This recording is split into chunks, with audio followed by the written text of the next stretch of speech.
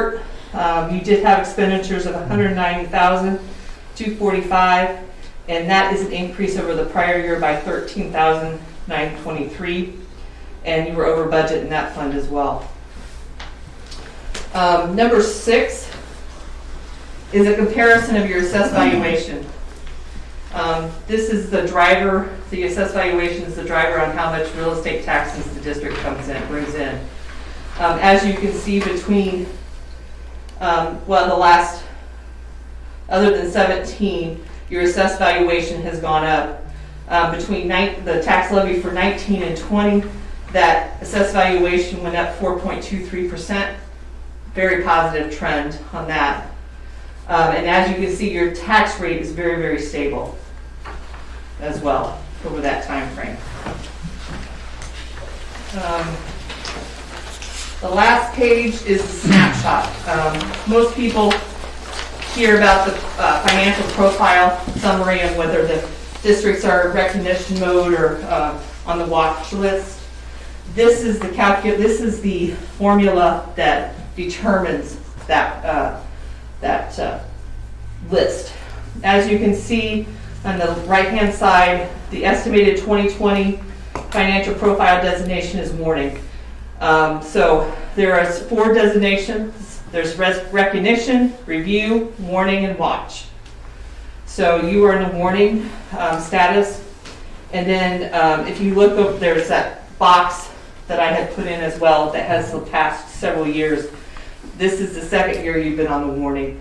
A lot of it has to do with the amount of bonds that you're holding and that your cash.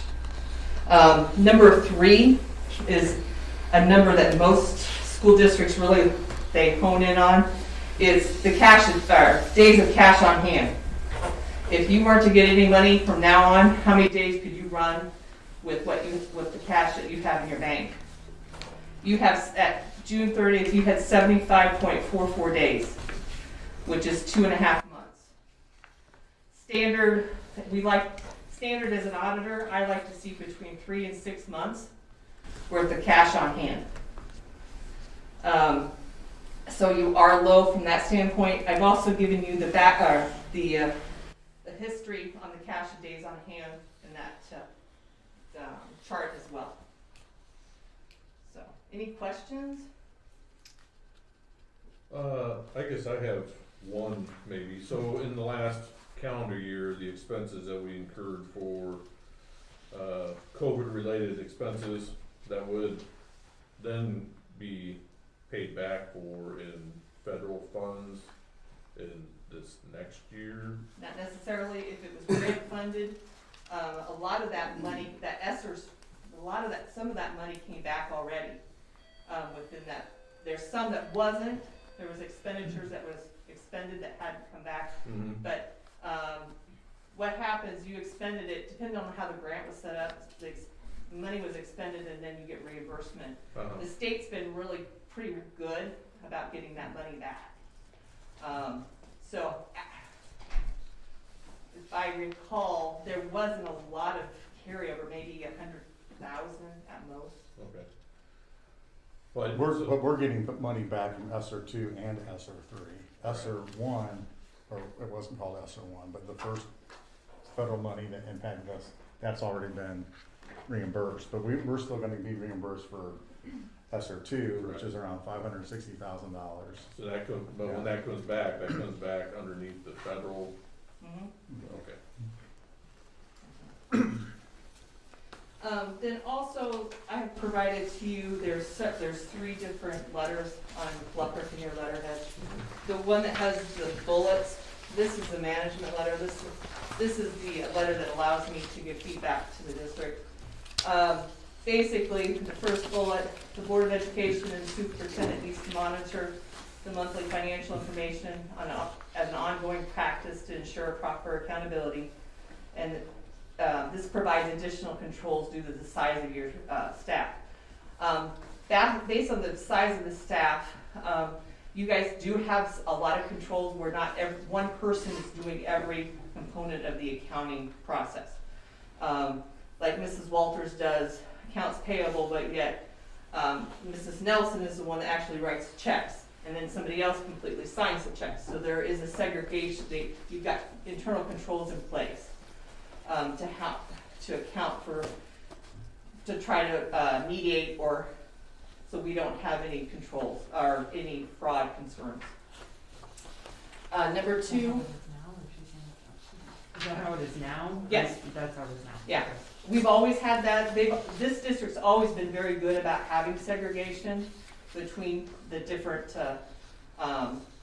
parts within the office. Okay. Number 2, cross-training of staff within the administration needs to be implemented and maintained, and this will allow the district operations to continue in the event the bookkeeper is unable to work.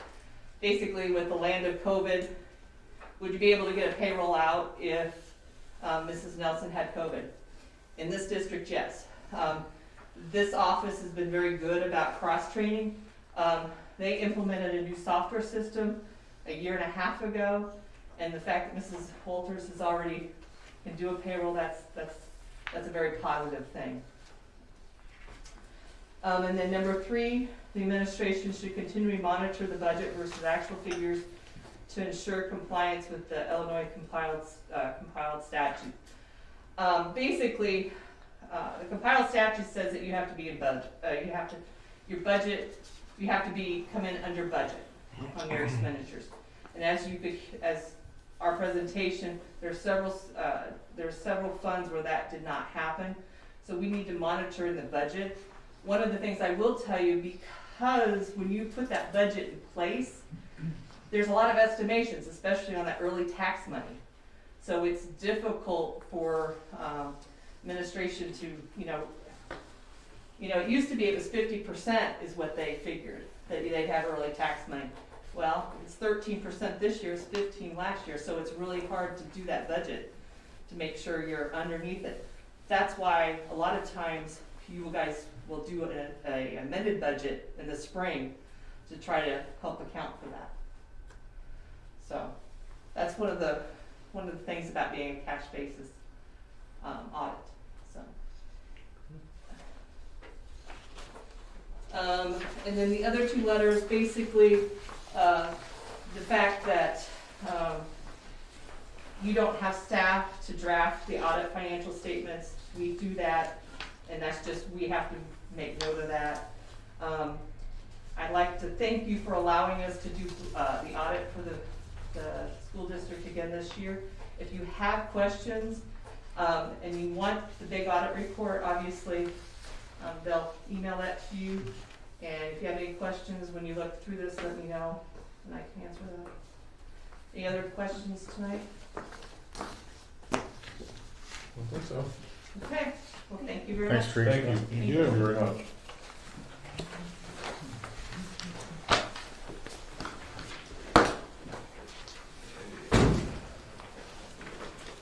With that, we will move on to item 6.2, good things happening for kids. I will turn that over to the administrative staff. Hi there, we'll start with Mayfield Woolsey. Today we had our movie and pajama day, very exciting. And then tomorrow we're doing our Minute to Win It games, students and teachers. They'll have their parties and wrap up our festivities. So it's been a fun month. On the slide, our first slide talked about our kindergarten concert that we were able to have over at the high school, and it was Christmas music, and it was very well attended by both the students and their families and friends.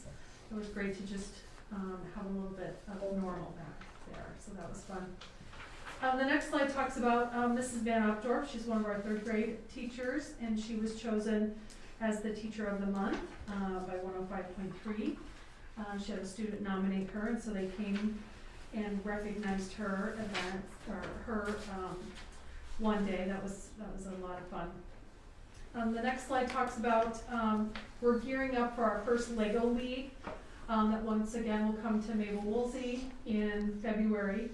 And so to get that kicked off, they did a robotics coloring contest and had chose 3 winners for that, the top 3. and they got their picture taken, and then they also got a Lego kit so that they could build on their own. So the first Lego League is looking for coaches, they're looking for mentors. It's girls and boys in grades 1st through 4th. Looks like it's going to be held on Tuesday evenings, 5:30 to 6:45 for approximately 10 to 12 weeks. And so those permission slips and sign-up slips were due this last Friday. So we're looking forward to that. We had a very successful canned food drive that was able to then go to the Council of Churches. We brought in over 1,000 items. Our student council ran it and had each day of the week be a different theme. So one day was veggies, one day was fruit, one day was protein, one day was household items, etc. And we were able to box all of that up. We're just so proud of that level of donation. So that was very exciting. And then the last slide I had is our growth updates on our STAR benchmarking test. Our grade levels just got done taking that as of last Friday. And so I wanted you to see the kind of growth that we had in 1st through 4th grade in literacy and math. The percentage of students that either met or exceeded in the fall versus the winter. And you can see that we've got a lot of double-digit growth, and that is amazing. We took a dip in our 1st grade math, but we've got a plan to turn that around. And then our kindergartners take a literacy and math. It's a combined early test, and they had the most growth of all at 29%. So they had 37% meet in the fall, and in the winter they have 66% of the students. So the steps that we've put in are really making a nice difference. We're super proud of them. And that is all the good news at Mayfield Woolsey. And Miss Paul, you'll assess them again in the winter or in the spring too, as well. So I will, yes. To see how much more growth we make. That's fantastic. Absolutely. And so we'll do some goal setting too with the students.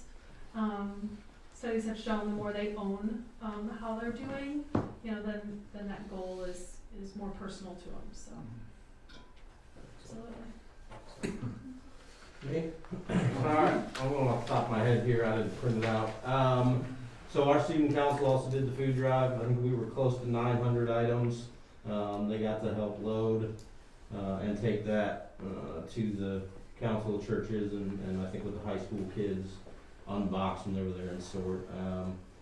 We had our exec board went and did shopping for 4 students. Every year we identified 4 to 5 kids at the junior high who are in need of some items. So Mr. McGuire takes those kids to, they went out for lunch, they went to, I think, Walmart, and then they come back and wrap it all up for the kids. So we usually have a pretty good response from the kids. They're pretty excited actually to get some stuff that we don't usually have. And she does a nice job. We always make sure we contact the parents to make sure they're okay with it. Kind of get some feelers from the kids about what they like and even clothing, colors they like, styles they like, so it's not, just stuff we're picking out. Couple of our leadership class groups, one made tie blankets for Illinois Cancer Care.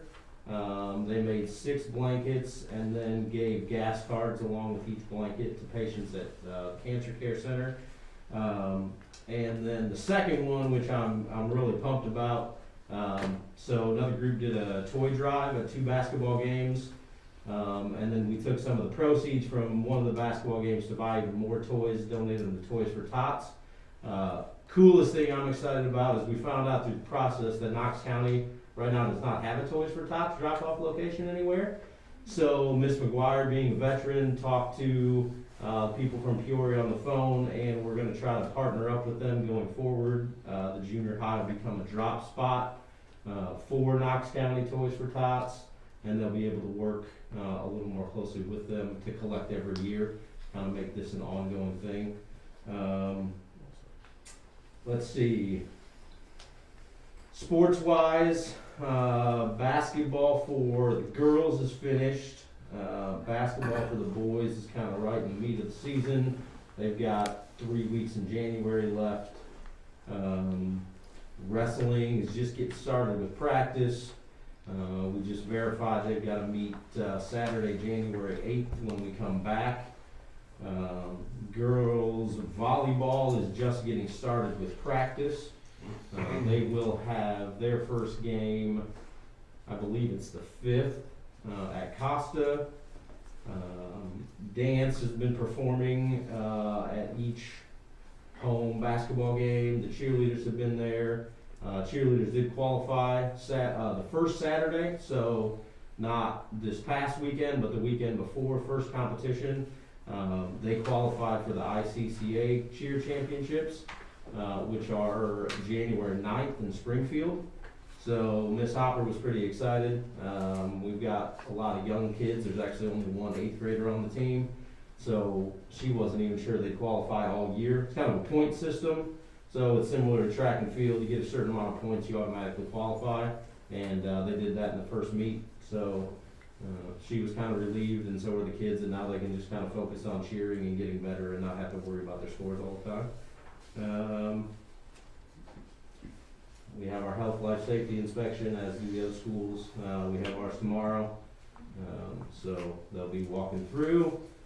And we got a couple grade levels going to movies tomorrow, a couple just kind of doing some things at school and wrapping up, so we'll have kids in and out. And everybody, I think, is ready for break.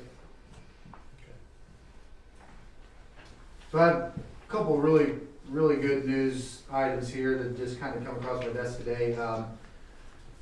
We have 11 state scholars that just come in today. We just got the thing. We were in a little bit of an audit with the transition from Mr. Grant to myself. Something there caused it to be a little late. So we have 11 state scholars. They are Sammy Agon, Justin Betts, Nash Curry, Damian Jones, Casey Lovetek, Kellen McClay, Craig Putnam, Riley Shreves, Kinley Stearns, Leslie Tuthill, and David Heiss. So, Outstanding. And one of the coolest, we have Mary Beth Comandini has been accepted into 2 Ivy League schools. She's been accepted into Columbia University, and she's been accepted into Yale.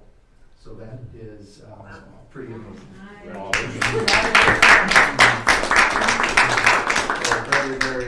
very cool, very excited for that.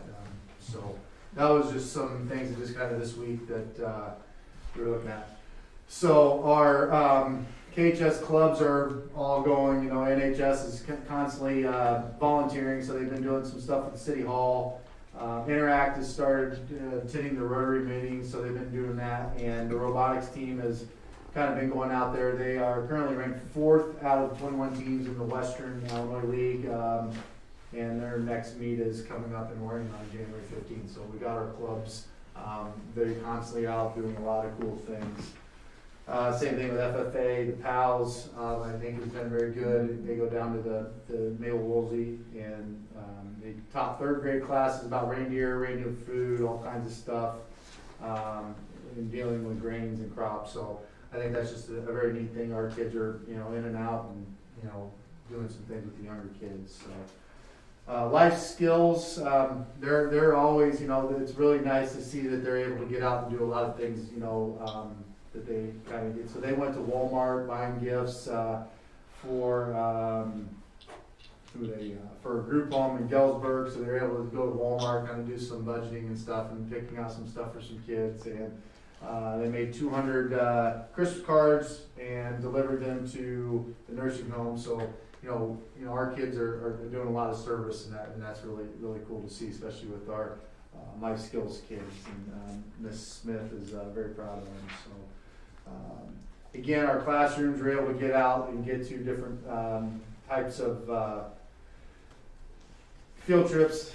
Ms. Schaefer, she took her genocide and Holocaust class to a thing up in the Chicago area where they're out actually get to meet some survivors, and I also went to the Holocaust Museum, and there was actually, you got to listen to a Holocaust survivor with just our group. So it was very intimate, where it was just our group and able to ask a lot of questions. So that was pretty cool for our kids to experience that and get out and be part of that. We've, again, with the theater, the musical, they were able to do a Charlie Brown Christmas. They had just over about 250 people in the 2-day event. Spring plays getting going, but the Charlie Brown Christmas was very cool. I was able to get and watch that. That was very neat to get our kids out there and get back to it. I think it's been over 2 years since we did a live performance, and they did a great job with Charlie Brown Christmas. And so did Mr. Olmsted had his final winter concert. Got to hear the orchestra, jazz band, all that. So it was, we were very fortunate to be able to kind of get in there and do that and get back to hearing and seeing those kids do their things. So those are kind of all our positive things. I think I'll just turn it over to Mr. Durham right here real quick while he's here, because his production class did a really cool thing. We were able to do some donations. He can really talk a little bit more about that right now, but if you didn't see that. As part of the production class, we have a large class of 18 students. So we usually do one company. We divide it into 3 companies. They designed, marketed reindeer sleighs reindeer baskets with poinsettias and some snowmen. I put it out on a Sunday evening, and by Tuesday afternoon I had to take everything off of Facebook and all media. In 16 days, students produced 200 units, and we were able to raise over $4,000. Awesome. That's great. Yeah. It's awesome. It's really cool. Yeah. That's awesome. $1,000 went to the Knoxville Council of Churches, and $250 went to the Angel Tree Project at the FCCLA. Part of the profits we said would go half there, and we got a little money for our department. But I couldn't feed the kids pizzas, so I fed them a steak, potato, and salad dinner. Nice. They were very Absolutely. yeah. We got it, and they're excited about the next upcoming projects that we got going. But yeah, it's not. There was 18 kids, and every one of them, we really put a lot of effort into it. Excellent. As far as athletics kind of go, we're kind of knee deep into basketball season, and wrestling's underway. So the girls right now sit at 10-3, and have had a couple of strong finishes in some of the tournaments that they've been playing in. The boys are at 7-1. They won their tournament over in Broomfield. Went down to Peoria and played at Brantley against Quest and knocked them off in overtime by 1 point.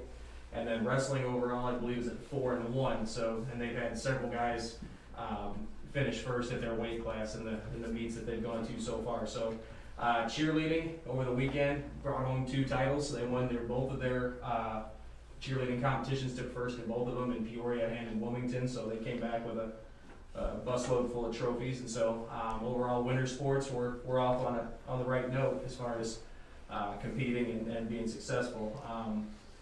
The NFHS system is still a work in progress. We're trying to get all of that ironed out, and it seems like we get one thing fixed and something else kind of pops up to cause an issue. But we did get the Jensen cameras installed and is broadcasting now, so we should have the capability to stream both gyms going forward, which means that wrestling can start being featured as far as those, well, hopefully the home matches that we have the rest of the year, the home meets. We'll try to get those on there the same way we would a basketball game. And then our hope is with some of the units that have been shipped in, and then baseball and softball will follow in the spring. And so, other than that, a couple of things with the baseball and softball, we did order backstop padding, so that'll get installed hopefully before the spring. Kind of clean up the look there on the fence there behind home plate for each field. New softball uniforms were just ordered, so the girls will have a 3rd jersey. They'll have a Vegas gold jersey that they'll wear in addition to their, I think it's navy gray, and then they also have a white. So since they already had a blue, we decided to go gold for this one. So other than that, we've had a few different little successes. The biggest, I wanted to take time to make sure to recognize Coach Axel got his 200th win, the girls basketball program. That happened not quite a month ago, so then we'll plan to do something to recognize that down the road, probably when we get back from the holidays. But again, like I said, we've had some cheerleading success, so the boys have been off to a good start, have won a couple of big games.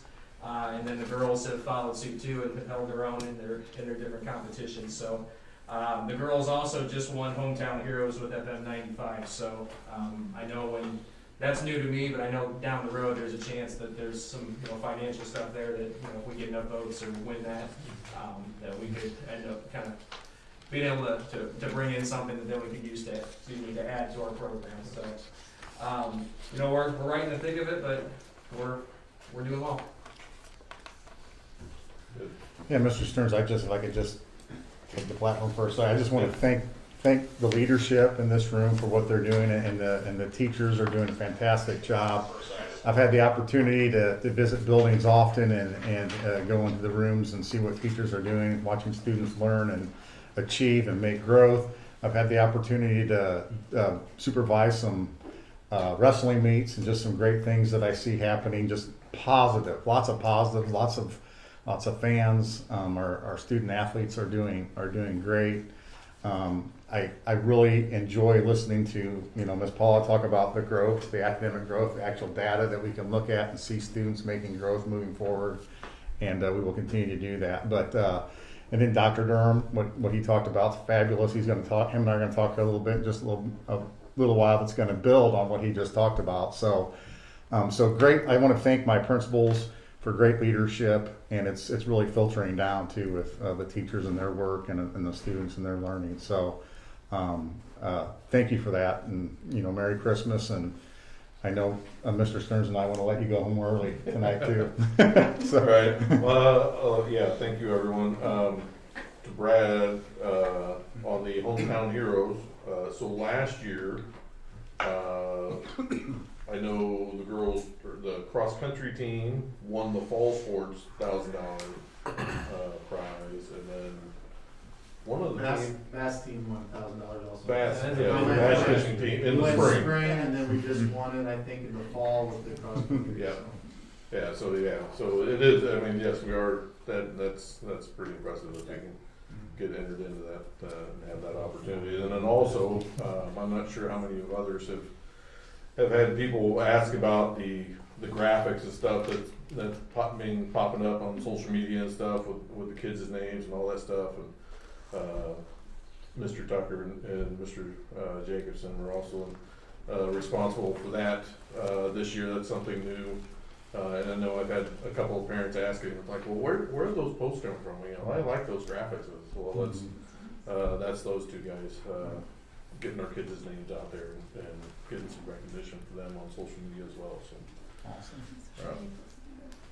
Yeah. So, thank you guys very much. Moving on, item 6.3, Superintendents Report. 6.3.1, storage facility. Yes, thanks, Mr. Stearns. Storage facility. I have Dr. Durham over here. One of the things when I first started the position, I had people coming to me and saying, "We need more storage. We need more storage." And then the other thing I heard too was we need to continue to provide opportunities for our vocational students and making sure that they're getting opportunities to do real things and build things. And so with that being said, with ESSER money that we have available that we do need to spend by a certain deadline, I talked to Dr. Durham and I talked to Kevin Maurer and talked about just some ideas of putting something together, a plan of where we could utilize our ESSER dollars, but also utilize our students to be a part of building some buildings that we need for storage and for access. So with that being said, Dr. Durham put something together, and I invited him tonight to talk a little bit about what he's thinking. We're not asking to vote on this tonight. We just want to get the information in your hands and look at the options we have.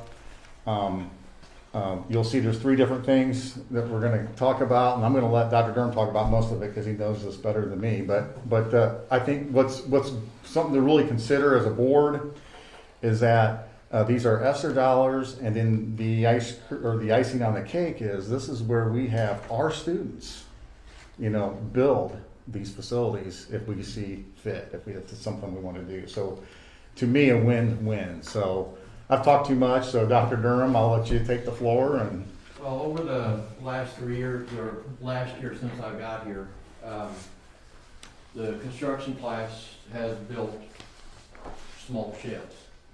And we do them modularly because of space. We build them modularly and we take them and deliver them. We built one for Chad Banks, for Chrissy Stone, and we built one just this year, and it's sitting out at Diamond Ag. We built for the baseball. We're ready for next level. We're not gonna build a house, but we do need storage. The little buildings behind the middle school are an eyesore. They're falling apart, they leak. We could build more of those, but down the road, we're gonna be building them again. So, talking to Mr. Schoonover and Jeff, I've put together a few buildings that our students, I think, are capable of doing. One is similar to what we've been doing, is for the baseball field to attach kind of to the dugouts for them. That's the first one. It's a $5,000 building. It's twice as big as the one you might see out of Diamond Ag. That would be for his equipment, and the baseball equipment, plus the maintenance equipment for the field. Get rid of probably 2 or 3 of the little huts back there. The 2 other proposals I've put together, one is for a 24 by 36, I just call it a one stall garage. It will be on a concrete slab, put in by Gibbs Construction. Then we would build the garage up from there. It would be basic construction, vinyl siding, pitch roof, just like a house. That one we didn't put any electrical in. The other building is right behind the ag and industrial tech shop. It's a 30 by 40. We chose that because at that size, we get into codes that we don't have to deal with. So it is gonna be a 2-stall garage. That will be kind of shared between my departments, because when my shop was built, they didn't ask anyone that worked in that building.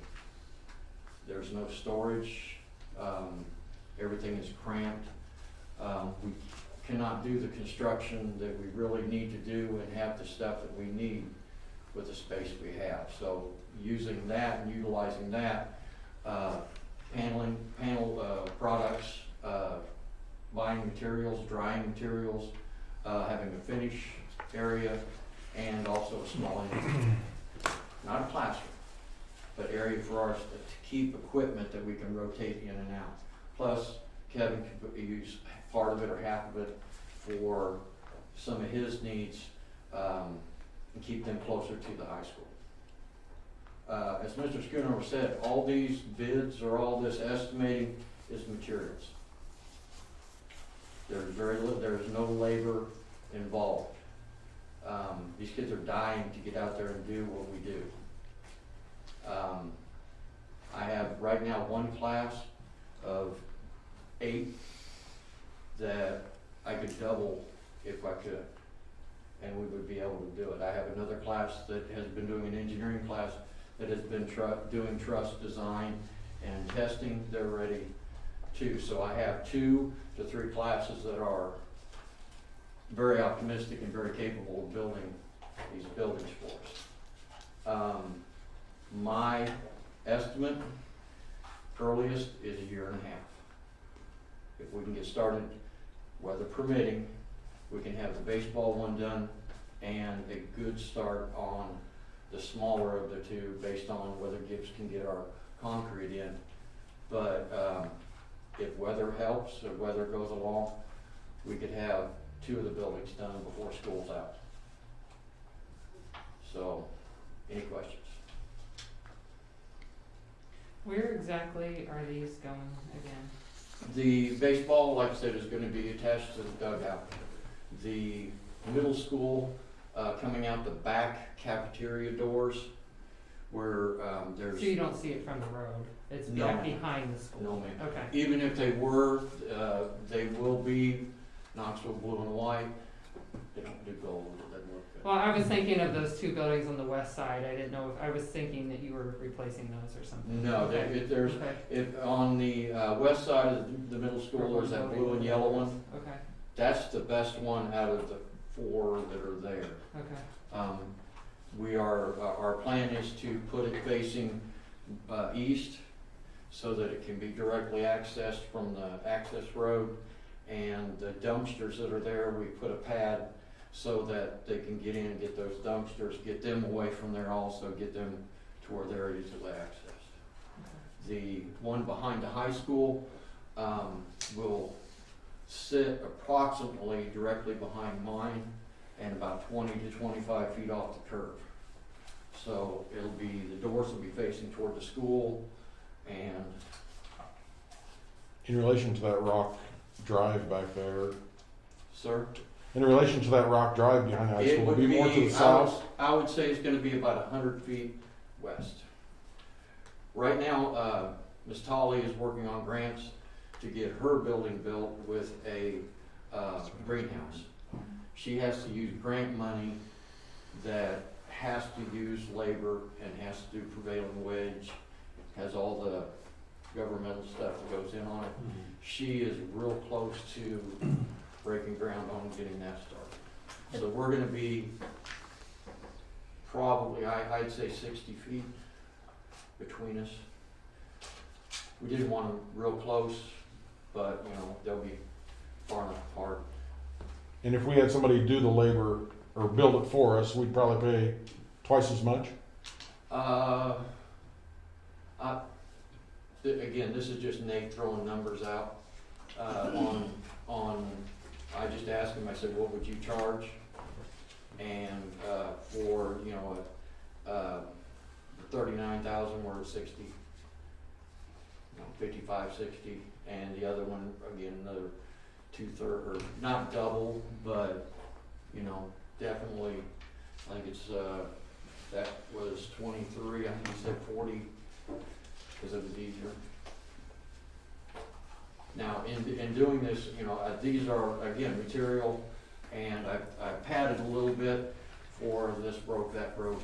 And also, I would have to rent a lift to get the trusses up for, because you just can't put 36-foot trusses up, 30 trusses up. But this is a good ballpark, pretty close to what we can hit. Every one of our buildings that we've done so far, the kids look at and do 90% of the work on as far as estimating costs and materials. So, yeah, I just went to Menards and they gave us their package, and then we broke it down and looked at it, and it's pretty close. Are the kids that are building that, are you doing work with the kids building a desk for the city also? Yes, I'm full of projects, yes, sir. So right the now, same group of kids would be involved with us too, or is that yeah, something at well, a different yeah, level? no, yeah. Yes and no. I'll just give you a broad yes. There's a lot Just going saying, on. I heard they're building like a L shape or It's a awesome. big council desk. Yeah, Toby Myers rang me in on that. I really didn't want to, because, you know, it's gonna be a centerpiece up there, but he said he wanted the kids to build it. So I'm wide open, and if I need help, I grab kids wherever they need. If they're anxious, they wanna learn, they wanna do. So I've got 3 or 4 classes doing everything. When we did the reindeers, I had kids, we did 16 days, so we had 2 classes that would come in and cut materials ahead so that the class that was actually doing it could come in and assemble and stain and do and keep moving. Otherwise, we were stopped. So, say it's a construction class, no, it's my department will be doing this. I know my son loves it, so thank you. You know, What, sorry, you might have already said, but the second one you were talking about, what was Talk it? about even Was it specific storage or just storage in general? specific in general. But not, like the third one you were using for class supplies and stuff, but the Well, second that one one, wasn't. well, okay, the one behind the middle school, Mhm. kind of our intentions. That's more. We're in the thought process of how to distribute out that space. My theory, or what I would do, if you could imagine taking the 10 by 10 dog pens Mhm. that you go and put out in your yard, put those sections in there with a gate. That would be junior high baseball, whatever, whoever, and in there we could get 8-ish, and they'd have their own space. Okay. It's not gonna be tractors and it's not gonna be mowers. This is gonna be middle school space. So- To Right, I get rid of the Right. huts. And I think some of the things you can store in there would be like cleaning materials and COVID supplies, which would help with the grant money, because, you know, they kinda like to hear that, you know, that you're utilizing it for cleaning supplies and I those guess things my too. concern with that one is there's no electrical. I mean, is it Well, gonna it's have not sky? in this right now, but that could be, I mean, that we We could should add it, add. like, there's nothing Yeah. worse than a building with no lights. Well, Right? I just wanted to let you know that the electrical wasn't added in on that. The other was, but that is something that could be, I could get you a quote on that, Just you know, whenever- soon. Okay. But yes, part of our class too is electrical. They bring the panel in and then we will wire and lights and everything for, the building. Once the panel's in, they got the service in, we'll do the rest. And that would be the same, not knowing exactly what was gonna be in there, whether they could run Yeah. just a disconnect or a small service in there. We're not sure, Okay, but, gotcha. I can get No, that's- electric to donate it. maybe 1,500 to have the service run, Say a favor. but it will have What's some of lights that? outside and inside. Would it be possible to get a picture, you know, an overlay of our buildings and space and the proposed Yeah. Yeah, building like that. that you're wanting to do, They're, plus the printout Plus that Mallory. the render on that? Well, no, I I'm got, trying to I didn't make visualize copies, that. but I I'm thinking, can I'm for with you on everybody. that long driveway behind the junior high, somewhere back Where there. it's at. Yeah. Well, the building's there now. I'm not saying it needs to be an AutoCAD drawing or anything, I would, you know, Yeah. something on Google Maps and, you know, that way you can see. Well, I Just kinda show location.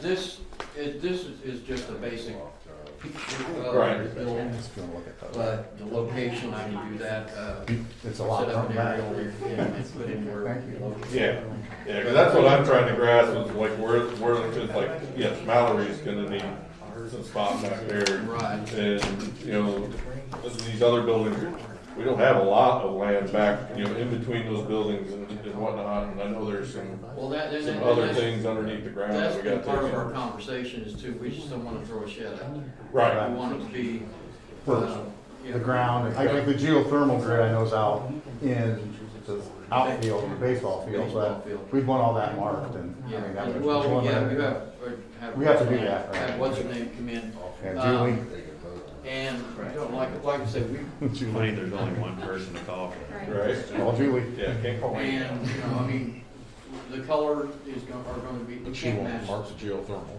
Right, you can't do Right. brick, but, a royal blue or navy blue siding, with a white trim would match close to what's down at the baseball field. And I think Mallory's looking at, what is it, FFA blue and orange gold okay. type for hers. So, you know, Thank you. when I started doing these projects, I tell the kids, whenever we do, it's your name on it and people are watching. And when we were out at Diamond Ag, they were getting calls, and we were out of Chad. You know, so I tell the kids, this is your work and you're gonna be watched and this is what, you know, the community's gonna be looking at. So, you know, the expectations are high. And that came through in their work, and then, you know, good enough is not a term we use. You know, it's not good enough. It's gotta be what it's supposed to be. I don't want to offend you by this question, but what's your experience in this type of construction? I'm a jack of all, master of none. I've been in contracting, I'll preface it with this, I am not a licensed contractor. But I have worked with contractors, I am in a certified HVAC in the state of Florida and Georgia. I'm a school teacher, so I worked a lot of weekends and summers doing electrical and contracting and working with contractors.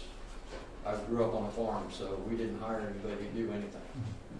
So, if I don't know, I was born and raised here. I can make a phone call to Benedict or to Gibbs or to Locke or to any of the contractors and get the help or information we need. And I've had conversations with them, keep me out of trouble. So, That's good. Yeah, I think if we can get an overlay of location, Location. building size, I'll yeah. give him some, we'll come up with something where they're gonna be located.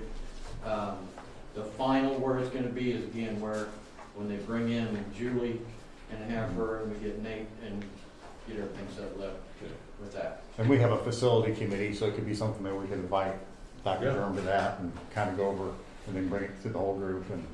But, you know, a year and a half is what you anticipated, Dr. Durham, so, yeah, so We'll with, see how February and March go. right. Because with our grant, we have a certain window, but Right. that's, I think that we can do that, so if we decide to move in that direction. Well, I wanna thank you for even considering this as a project for our kids. I don't look at it as a project for me, it's for the kids and the district, and something that we can build forward, and it promotes my program. As I've got Adam's my He's a second year. knucklehead. Huh? He's a knucklehead, all right. You know, but that's the kid that I get.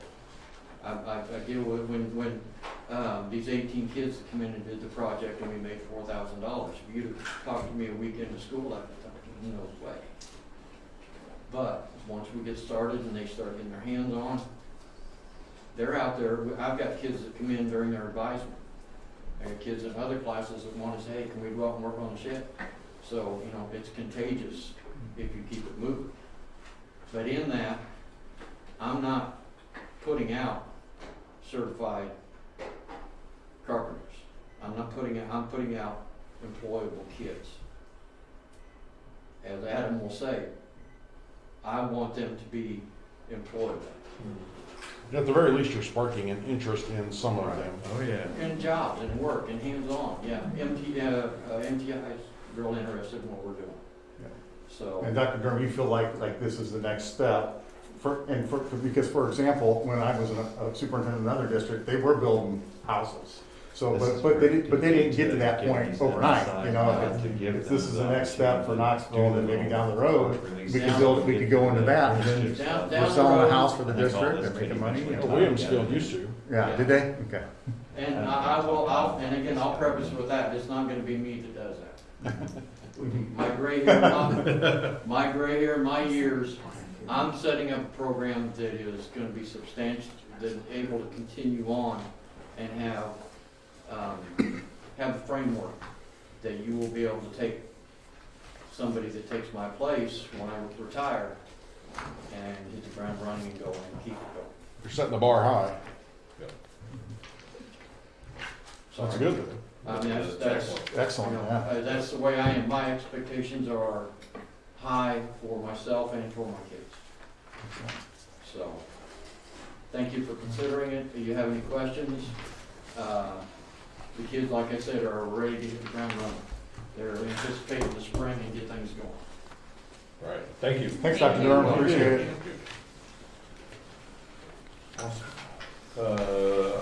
Okay, on to the next item, 6.3.2, boiler replacement, Mr. Schooner. Yeah, Thank you, Mr. Stearns, and I'm gonna be brief, just kind of tell you where we're at. Kevin Maurer, our Director of Maintenance, he is getting together, he's got one already, a proposal, but gonna get us two proposals at least, to look at. We are at the point where the boilers need replaced at Mabel Woolsey. There's multiple boilers. The decision that we'll have to make is this first proposal says that we should replace both of them. But as I directed Kevin, I said, let's look into looking at, some other proposals and see if they believe the same way, because, 2 is gonna be a lot more money than 1. So we're in the process. He has one. He's going to get another one. So I didn't want to just bring one. I wanted to bring 2 proposals. I'll have him come share those in the immediate future. Once again, this would be something with ESSER funds, and that we could get done over. This would be a summer type project. It's not something you could do while kids are in school, of course. Okay, so we're not in the case that we're gonna freeze them out January, February. Right. Yes, Okay. the boilers are still operational and work, but what we do want is we want to, as a superintendent and as a community and school district, we want to make sure that we're not in the situation where they would shut down on us in the dead of winter. So it's time to be proactive. It's something to be proactive about and get replaced and put in. So, but I didn't want to just bring you one proposal. I want to bring you multiple proposals. We'll have some time to look at those and to discuss that too as well. So I'm keeping the facility committee busy. Facilities. You want to just keep going, or you want to? Yeah. No, Okay. let's Yeah. go. 6.3.3 wireless access point licensing. I believe that was with Nick, our IT director, was going to get us another proposal on that. Meeting with Nick this week to go over that. Nick just been a little busy. He just had his first, or not he, but his wife just had his first child, so he's kind of been out for a little bit. But we're going to be talking about that, getting another proposal on that, because we had one, and then we'll be also talking about the phone system as well, which I gave you guys an update in Friday updates on that. So little waiting on some equipment for the phone system, but our hope is to get that, make that priority, and then we can determine, we'll get another proposal for wireless access points, and I'll get that in front of you as well too. Any questions? I'm sorry, I'm going fast. Any questions? Okay, vaccination clinic survey. I just, I let you know on Friday update too, wanted to point out what the survey results were. The survey results were basically 1/3 of the total survey would support that, 1/3. So 2/3 were not so supportive of having a vaccination clinic on campus. So that's pretty much in a nutshell where the survey results came out was that. Has Mrs. Kimball had any conversation with the Uh, health department on any sort of thing go on with that or not? She has not as of yet, but it's something we can talk about. Do you have any idea what the total number of respondents were? I know Jen knows. It was a little over 300. Yeah, I think it was A little 333 or something along that lines. Between 3 and 350. Yeah.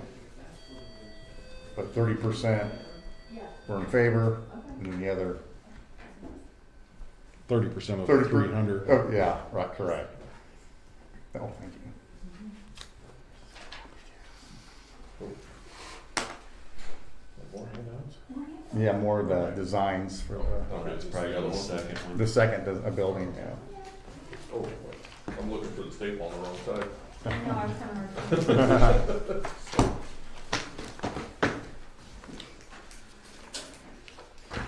And then, board committee reports. We met as a committee as a whole. I don't want to take your thunder, Mr. Stearns, but we had an excellent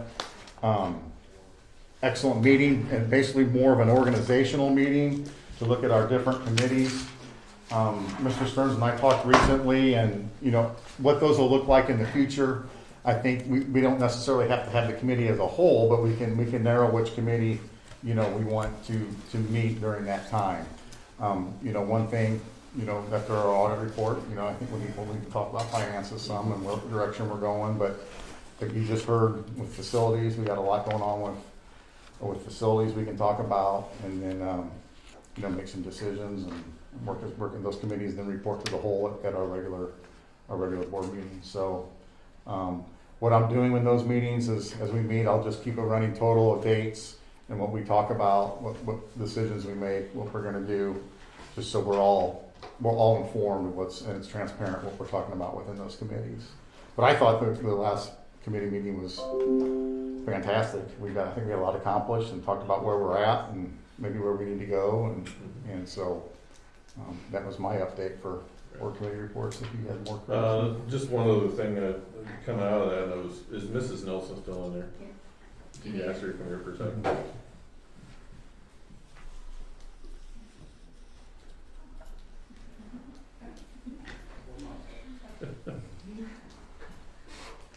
Yes, sir, sorry. No, it's fine. Going through, our monthly packet and stuff with the bill report and everything, would it be possible to sort those or categorize those somehow by fund? Obviously we don't know what all the general account numbers go to, but would it be possible to sort those by fund? I think there's I'm sure I can find some report in the program that would group those together by 10, 20, 30, Okay. yeah. Awesome. Yeah, do you want me to see if I can get one before you're done tonight, or just do that next month? Would anybody else like to see that tonight if possible, or? The fund or balance are we report good? that I sat at your place, Yes. but it's not, I don't know if it has monthly, I think it's just year to date, I don't think Yeah. it shows Right. the That's what it month. showed, yeah. Yeah. But I tell you, I'll work on it, if I get done before you're done, I'll bring it in, if not, Excellent. we'll do it first. Okay, Okay. thank you. Uh-huh. That's all I had. Was there any other questions or comments from the committee report stuff? No? With that, we'll move on to item 6.5, public comments. Mrs. Young? Two. Okay. Mr. Mayfield? Hi, good evening. Good evening. Eric Mayfield, parent, community member here. So we'd just like to have you put yourself in these shoes, try this on for size. Before you talk about the mask later on in 7.4, which I'm sure all of you do, but while you drive to work each day, you wear a mask. Then you go to work, even if it's in a separate office, you wear a mask all day until you go to lunch. And then at lunch, you're sitting in plexiglass between any coworkers. That's your time not to have a mask. Then all afternoon, you wear a mask as well. And then on your way home from work, you're also wearing a mask. And that's what students are experiencing here in Knoxville. So try that for a week, but I'm sure you already do that. Then try it for another week, then try it for another week. And this is all some of the students that you're supposed to be representing know in kindergarten and first grade. We go out in the community, and some of you sitting right here are at restaurants and other places that are supposed to be wearing masks, and you aren't. So think about that when you talk about the masks and what our children are experiencing. You have Galesburg Christian School with close to 300 students, mask optional for this entire school year. No issues. Nobody's died. Business as normal.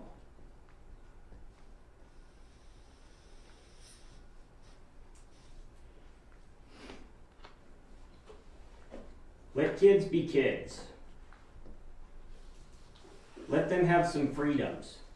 Let them be able to see their teacher smile and see their facial expressions when they're trying to sound out a word and learning how to read in kindergarten and first grade.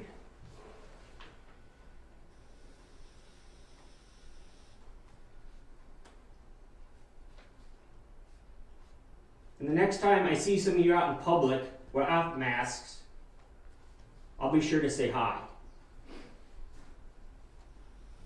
And another issue to brainstorm on, the school buses, where it's hard to find bus drivers, and leasing buses year after year, and maybe you've already explored this option, but as far as outsourcing the whole program, don't worry about building a new bus barn.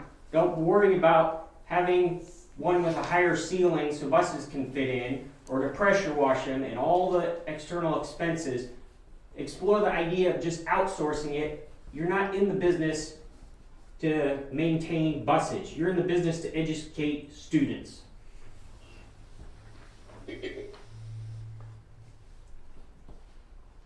remember, for the next week, when you go to work, in your vehicle by yourself, drinking your coffee, wear a mask the whole entire time. And then when you eat lunch, sit between plexiglass. And then all afternoon wear a mask, even if you're in an office by yourself. And then the whole entire way home, wear a mask also. Thank you.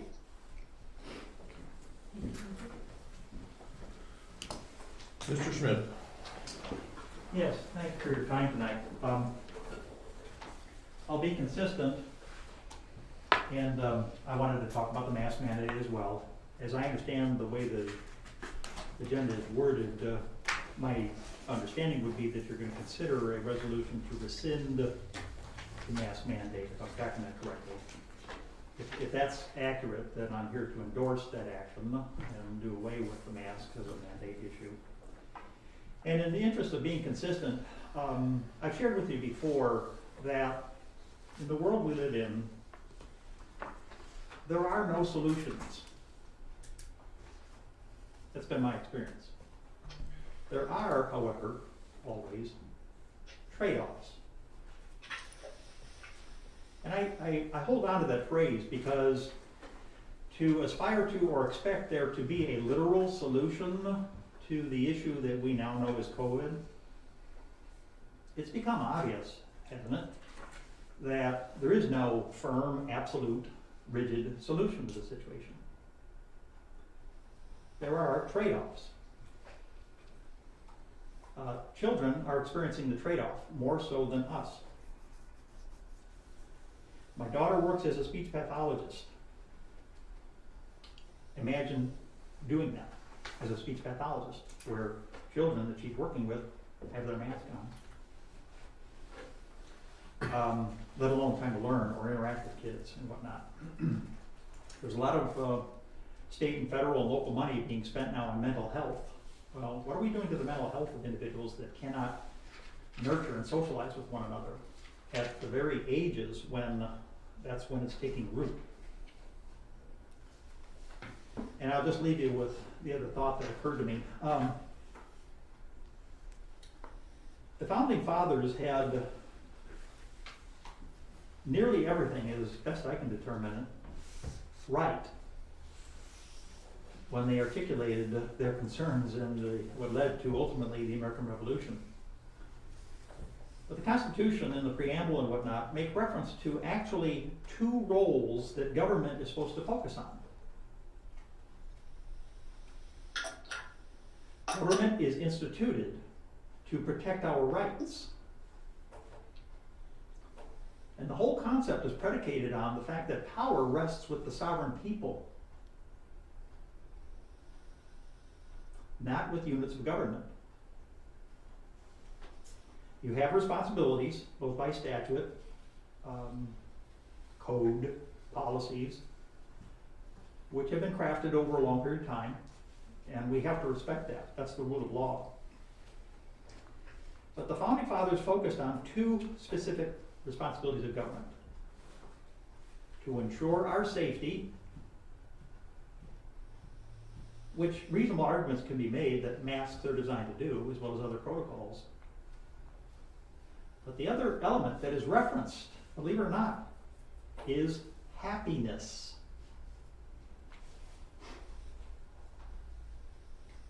The pursuit of happiness grounds us in the concept of government by the people and for the people. The power rests with the people. The trade-off between safety and happiness is one example that we're dealing with when we talk about masks. And assuming masks as a mandate is lifted off the table, I would immediately fill that void with parental choice, filling that void. That one could argue and hope that most people may choose to wear a mask. But we need to acknowledge the significant difference between individual parents making the choice. It ought to be clear, I guess, it occurs to me, that I fundamentally detest, by definition, that anything but the family unit represents the core building block of our society.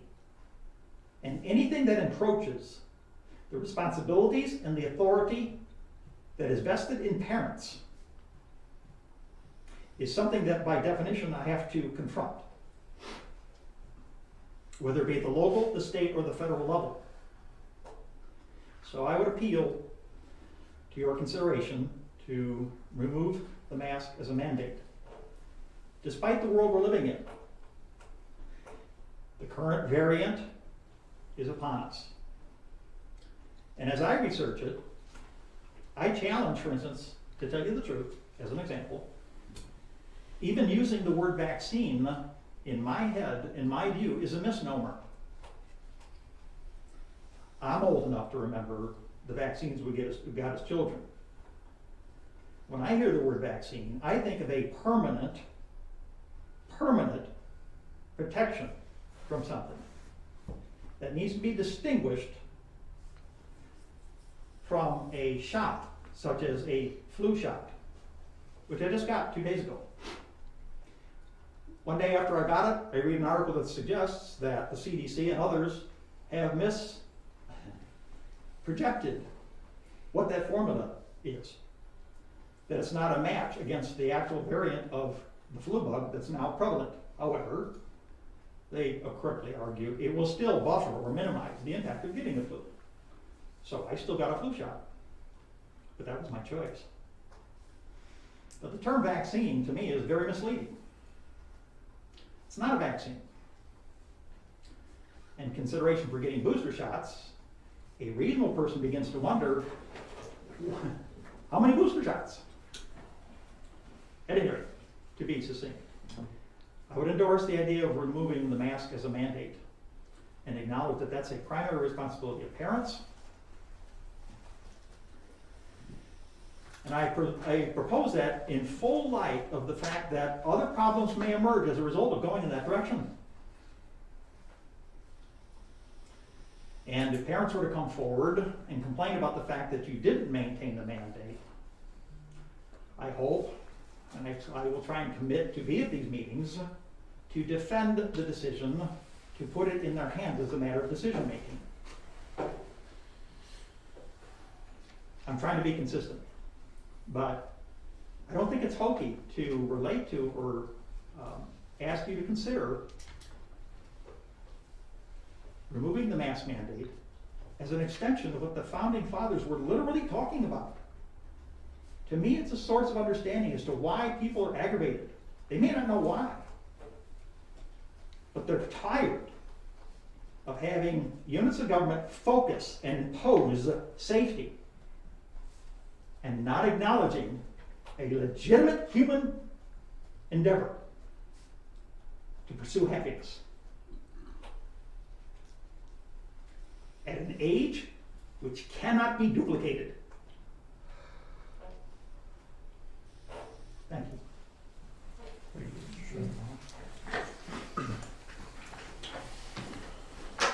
Moving on to item 7, new business. 7.1, approval of second reading of press policy 2:200 with changes, discussion and action item. This is our topic of moving the board meeting location to the elementary school as a primary location, still with the office as a secondary backup. I believe that's how we are wording it correctly. So if we want to discuss and act on that, I do believe Mrs. Paula did inform us that that the cafeteria area that we were talking about having the meetings in does have the PALS program in it until 6 p.m. Every night And then, also coming up, The bitty, this bitty winter will be basketball the, from the Y uses the gym. yes. So that does create a potential scheduling conflict, as well. So it seems like, every place has an option, does have a conflict at one time or another. And just to throw it out there, yes, in years ago, the board meetings were held in the old high school building, the old cafeteria. But there were other boards prior to us that sought out an area outside of the building, to not only hope to house the superintendent's office, which at that time was also in the high school. That they deemed it necessary to have it outside of the school, so there were no scheduling conflicts when the need arise for a meeting, so. And I, as superintendent, I think, my recommendation would be, what's nice about having a boardroom is, with the technology, we're able to be live right now. I think we can be gracious as a board and as a superintendent, when we know maybe there's some hot topics or big items, and then we could schedule and maybe move the board meetings at that time to a bigger location. But one of the things that's nice about this room, I think, is we have the technology capability. We have access to records and financial records and financial things if we need to get that quickly. Tonight I felt like the room here accommodated everybody, but I guess I would just recommend that we continue to use this as a boardroom, as a board meeting room, but as things come up, then we can schedule working with our students and our buildings to maybe have it somewhere else. I've been in some districts where they have the meetings in the board office, but then every now and then they would have a meeting at one of the schools.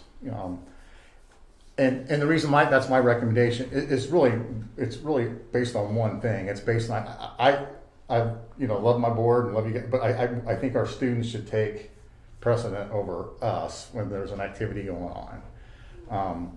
So like, for example, if we were in the theater, and we've got basketball games going on and we've got wrestling going on, or even a play for that matter, I think our students should take precedent over that than us making room in the gym or in the theater or a cafeteria for a board meeting. Not saying we never do it. I think you can do it, but I think what we're saying here is it's never here in our board office.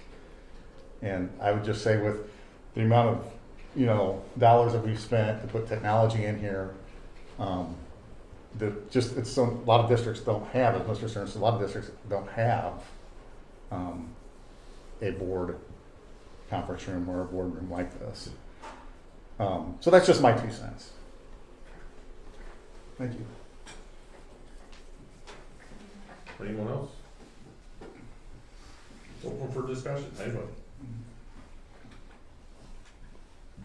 I think that there's been some meetings that should have been held outside of here that we didn't, and that's why we're here revisiting this, because we aren't doing that. We're not, when it seems like there is an important meeting, we've been in here and we've had crowds out front. That's why the conversation's gotten to this point, I think.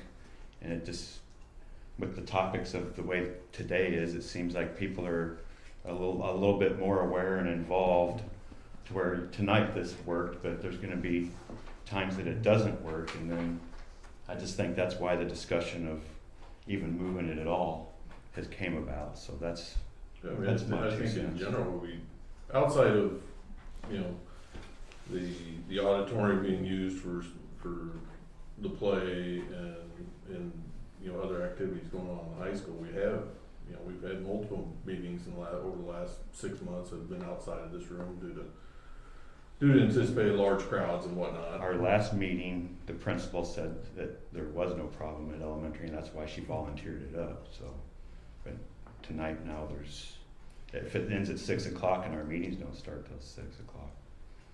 I mean, there might be a slight overlap, but I don't see why it can't be done. That's just where I'm at. How do I you, understand too. how do you gauge the participation or anticipated participation? So that was gonna be my question, who determines what's important and who makes the final call? We just never know who's gonna show up, but you gotta be able to account. I mean, I expected more people tonight, actually. Yeah, I did too. I did too. I did too, and that's what I was, Surprised you at know, the small I crowd. sure did. Of course, we are online now too. We are streaming as well, which is something we didn't have Do you know how many people prior are as online? well. Can you see how many people are online? One thing that when people ask me about it, you know, if they think they anticipate coming to a meeting, I tell them, you know, contact the office, let them know, you know, especially if there's a big, you know, if you know of a big group that's coming, contact the office, inform them, you know, that way, you know, if we have adequate enough time to adjust the meeting place, we can adjust the meeting place. And that's happened like 2 or 3 times. People that has to contact me happen. or the office and then we say, okay. 48 hours in advance, right? No, No? no, not in that case, because I talked with Scott Erickson about it, and he said, you know, Scott's understanding or thing was that, you know, a half an hour or 45 minutes ahead of your meeting, if you know that there's a large group, that's adequate enough time that you can change your location. Now, if it's, you know, 15, 20 minutes and you know, in this case, we got 50 people to show up, that's not necessarily adequate enough time to change the meeting location. So if we say it's 5:30, we post something on that front door that the meeting has been moved to the high school or Yep. wherever, Mm-hmm. that's acceptable. Yes. Yes. At least that's what Scott has told me. I'd like to reiterate what Mr. Schoonover said. You know, the records are here in our district office, you know, whether it be financial or maybe something he would have, or maybe something Jen would have. It's right there at our their fingertips, rather than across, you know, a few blocks away.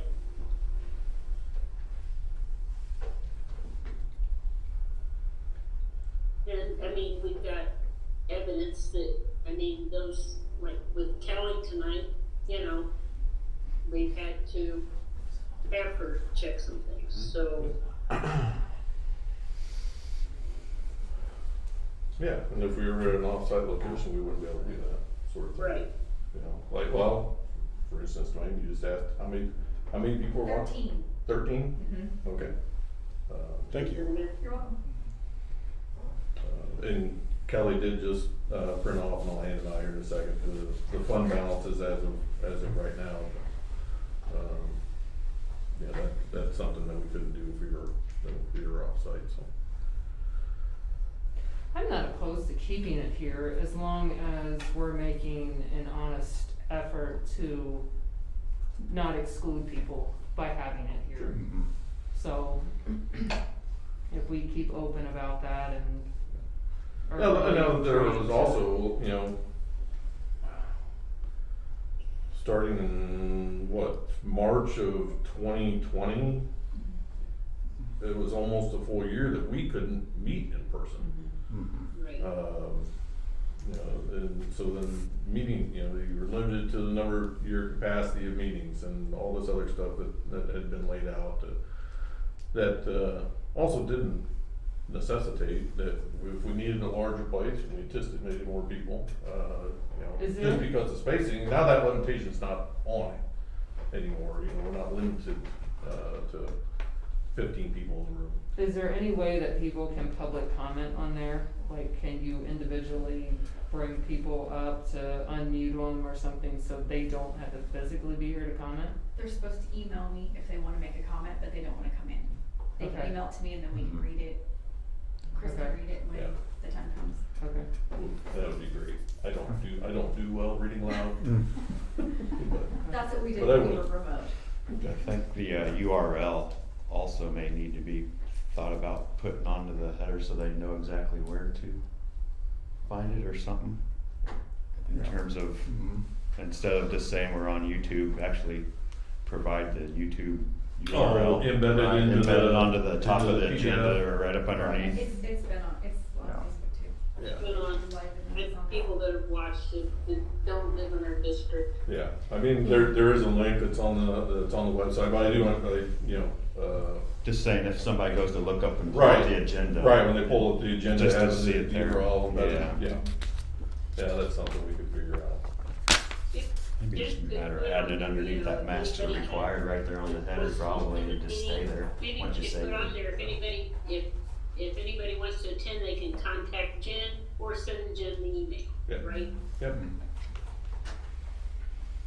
But I think there's sometimes that we can plan still to have it when we off-site too, for example, like we may, before the meeting starts, we may want the kindergartners to sing to us, or we may want to recognize the wrestling team at one meeting, or we may want to recognize the wrestling team and basketball team, and then we might know that this would be kind of maybe not the best location for that. So I think you can plan some still, this be our home front, but we can plan some still, but also then when we're contacted, Right. that, hey, let us, because we've done that. That's a practice that we've done. Yeah. When we've been contacted and we've moved it, so. And town hall meetings is something we've also done in the past, that we've held at a larger location. That's an open meeting with no set agenda. We might have a couple of topic items to discuss, say for instance, the storage building, we can open it up, people have questions, ask Dr. Durham, ask us, things like that. The last one we had would have been in the fall of 19 or something, when we discussed solar energy project, the all-purpose field project. We had a large meeting in the high school. Actually, we were on the second floor in a collaboration area that time. I don't remember, we had 50 or 60 people, I think, showed up. And Right. from the other board members I know that were on at that time, that was the largest town hall meeting we've ever had. Chris? Yes, Becky? There at one time, Rose Chatterton's, group fixed the meal and, took charged $5 a head or whatever. Yeah. And what we do as board members, we, work the crowd, so to speak, and talk to them and ask them if there's any issues that maybe they had that we wanted them to take back to our board. Yeah. That worked well too. Okay. And there was more participation there, and not every board member was there, it was a couple of us. Yeah.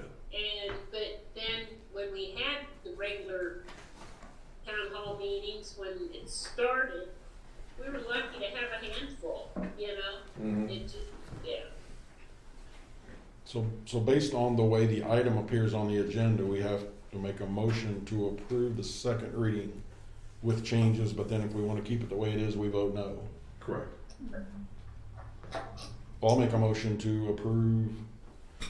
approval of second reading of press policy 2.200 with changes. I'll second it. We have a motion from Mr. Ratterman, a second from Mr. Scow. Mr. Ratterman, No.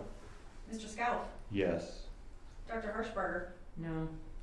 Mrs. McCracken, No, Mrs. Rose, no. Mrs. Young, Yes. Mr. Stearns. No.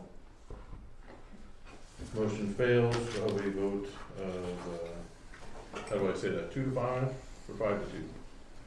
Got it, yeah. 5? Yeah. Okay. 2 yes, 5 no. Yes, 2 yes, 5 no. Moving on to item 7.2, approval of bus bids for the 2022-2023 school year. This is a discussion and action item. Turn over, what do you have?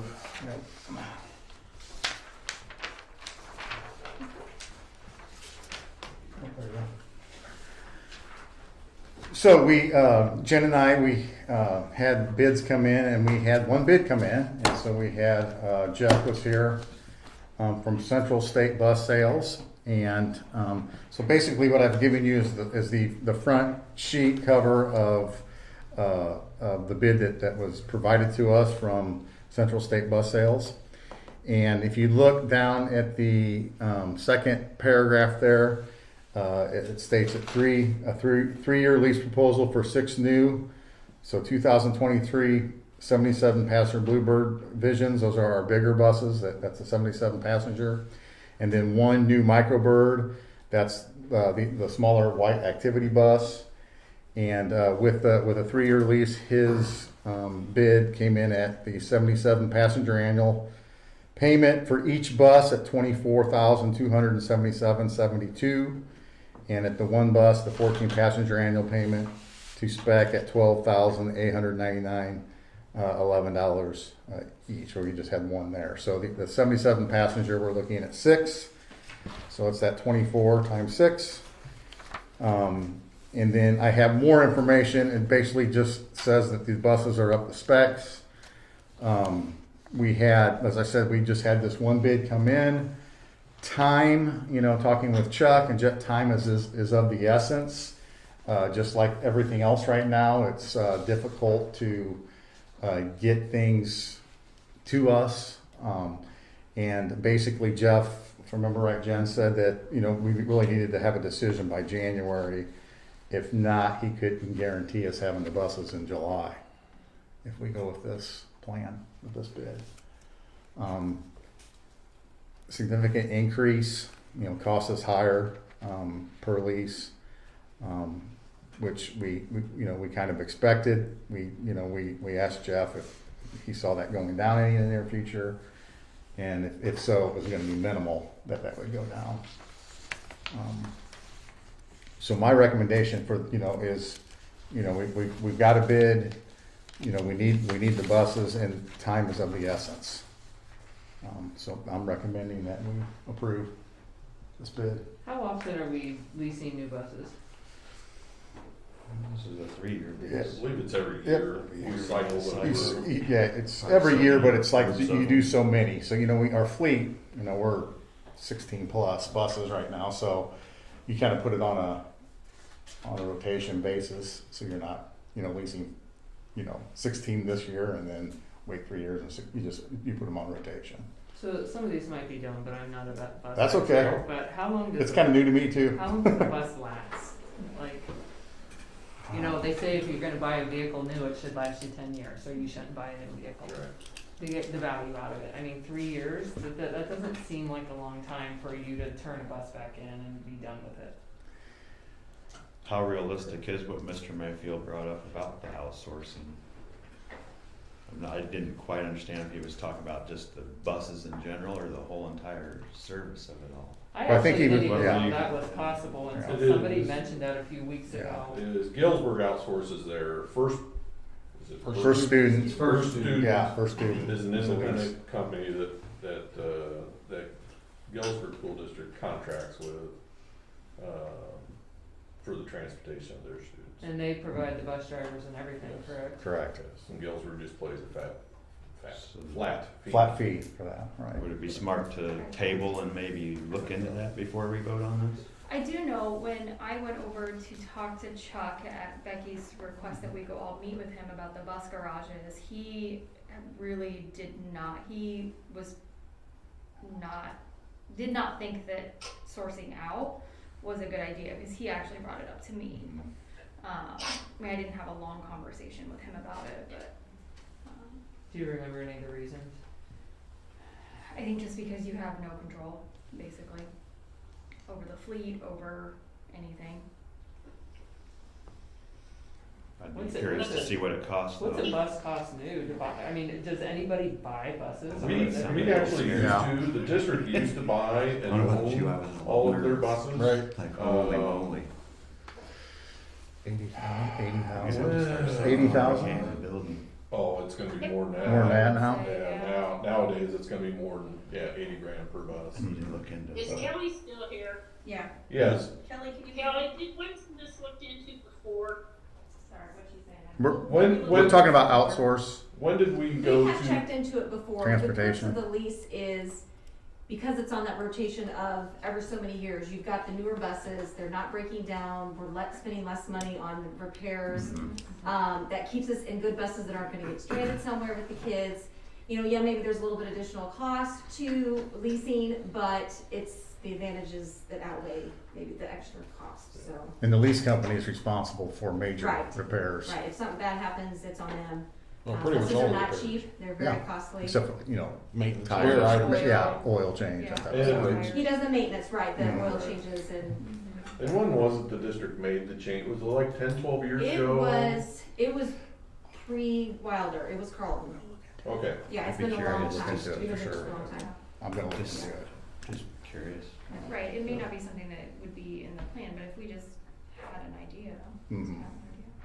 I mean, And, obviously- and my recommendation was to Yeah. move quickly just because We of, have to have buses for next. we have to have buses and Quickly. yeah, that was my, because of the time crunch. I'm a little disappointed that we only got one bid. One bid I too, know I there's know. I know There's there's other bus really companies. really only one other, Yeah. bus service, which is is it Mid-State or Midwest? Midwest. Midwest. Mhm. Mhm. I deal with this stuff pretty regularly. I'd be happy to meet with any of you guys if you wanted to sometime. Give me your number after, yeah, that's fine. Because about half of the small schools, about half buy and half lease. Some of the bigger schools do use those services, though, Galesburg, Macomb. There are places that do it all different ways, but I'm pretty into a lot of that, so if you guys are sure. Excellent. Good timing meeting. But I know they have the Thomas buses, and historically, we have had more mechanical issues with the Thomas bus than we have with the Bluebirds, Yes. which Central State reps. I just don't think we should table it because, we're looking at a time crunch here. Oh, yes, because even buses take computer chips. Yes, they do. just like cars do, so. And I would say we're probably talking with Jeff, we're ahead of the game than other districts too, so we can get our foot in the door Right. quicker too and get the product here. How many miles do we average on a bus a year? Just like That's a for curiosity. great question. Let me find out. That's a great question. I bet Chuck can tell you. Yeah, he'll know. That's who I'll check with and let you know. I'm not gonna get that one. Miles per year. I know you can go online and look at their used bus fleet, and there's a lot with under 100,000 miles on that you can buy fairly cheap. If anybody was in the market for used bus. I would just love to know how long a bus really lasts before it starts nickel and diming, because That's a great one, Darcy. spending 70, I don't know, however much this is gonna be, 75,000 for 3 years. 160. Is it a brand new one? Well, no, 100, this will, this No, I'm works just out thinking to for one 160. bus. 160. Oh, yeah. 75,000 for one bus for 3 years, but if you could have a bus last you 6 before it nickels and dimes you, I mean, to me, leasing, you're getting charged big time, and you have nothing in return to show for it when you're. I mean, it's not like you can resell it and get something in return. I mean, you just turn it back Right. over. Mhm. I And don't just, know. and you have to probably look at the depreciation of that bus that you purchased too. It just, I don't know. I think it's something we need to definitely. I'm not opposed, I guess, to doing this in the short term, but I In the think future. in the future, Mhm. there's a lot of things that need answered. Okay. I can definitely look into, what outsource costs Right. would be And- compared. Yeah, I can do And that. then, you know, yeah, our next committee night, we can have Chuck come in and Tell us, yeah. explain all of this to us, Mhm. so that, yes, Mhm. going into the future, we can make additional changes. You got something? Well, I don't have it by bus, I can't remember if that was the question or not, but, we do a year behind, so this is 2021 school year. Regular route miles were 92,434, And that's all buses? that's all buses, yeah. Otherwise, Vocational was about 4,600, special ed 53,819, and then non-reimbursable miles, which are like your extracurricular trips, your Right. games, field trips, things like that, about 12,800. So that was 2021. What was that first number again, Kelly? That first one? 92,434. Thank you. So then the special ed miles, those are what, the trips to, That'd be like Camelot to Mhm. the place in Peoria, any of our kids that probably go Alternative to like learning sites. OPP classes that are hosted in other districts, those miles. okay. Yep. Now, are those how many of those are done, I guess those miles, are they tracked like per a bus, or does this also include, the vans and the? All of them. smaller- I think he puts them all in the spreadsheet. Chuck puts those Okay. together and then we report them yearly to the state. That's how we get our transportation dollars Okay. from the state, is this report. Okay. Yep. Cool. Thank you. Mm-hmm.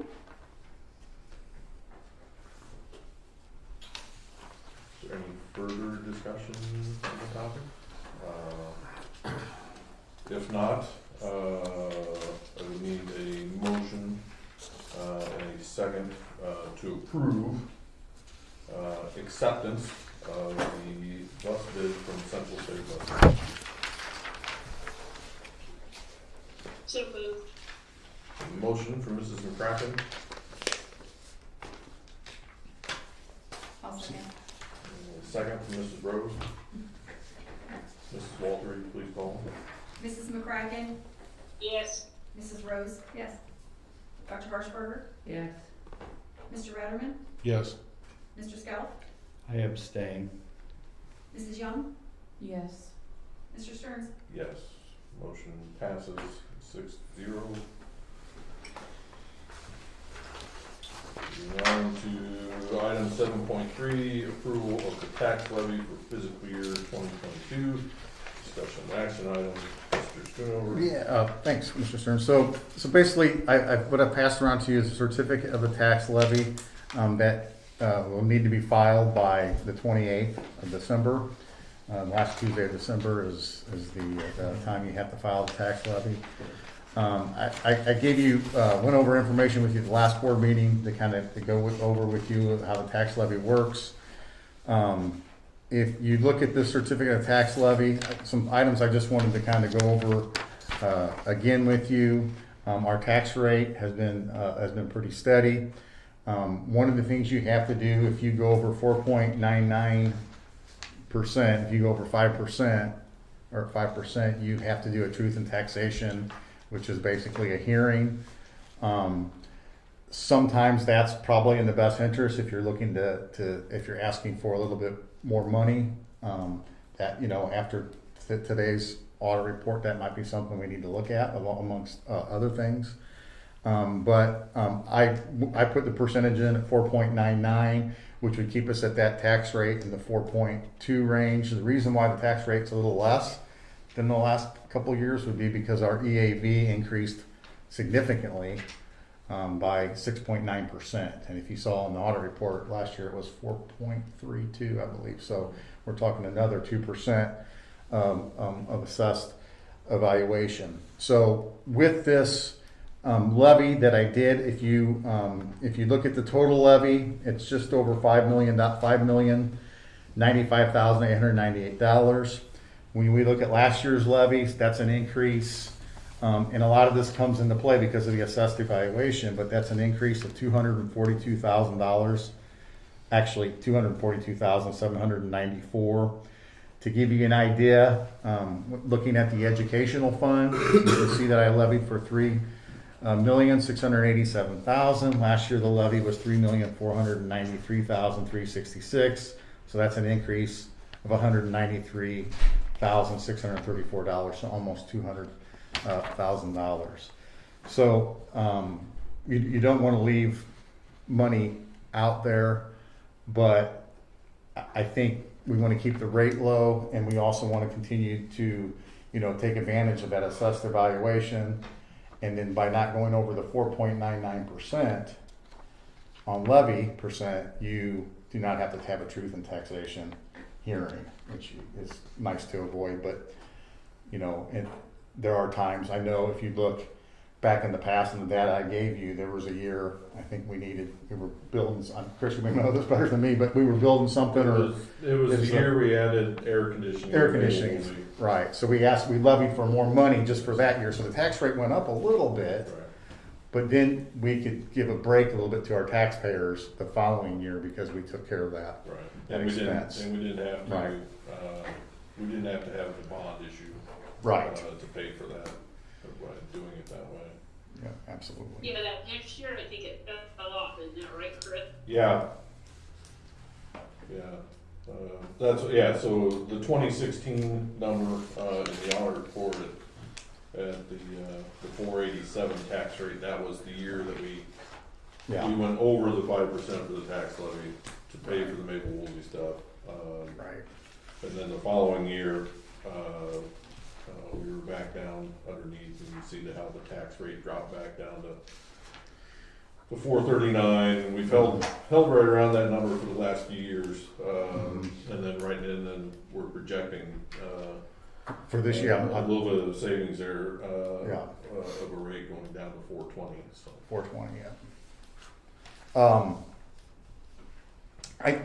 one thing I just kind of want to bring to your attention to, because we did have the audit report, so there's a trend that we need to change. That's absolutely, which I was aware of in December of last year, before I was at the December meeting as a person that's going to be the next superintendent, so I knew about this. So, but one of the things I talked with Teresa about is as I levied some of this money, with some of these categories, you do have the capability to move money in your account. So for example, like that tort immunity, if we felt we didn't need that much in tort, we can move some of that tort into operational, or we can move some of that tort money into educational. Granted, but what the most important thing to do, wise thing to do, is that you need to not spend more than you take in. That's the number, and that will definitely be, I know, a conversation we'll be having at our finance committee meeting. But this is definitely an increase. There is no leeway on time on the certificate of the tax levy. It's one of the most important things that I do, as a superintendent. It's the dollars that we ask from our community, from our taxpayers. But there is no second chance, so you have to have it in by the 28th. So if we would approve this, which would be my recommendation, I will take it probably tomorrow or Wednesday, which is in plenty of time, to the county clerks to get that approved.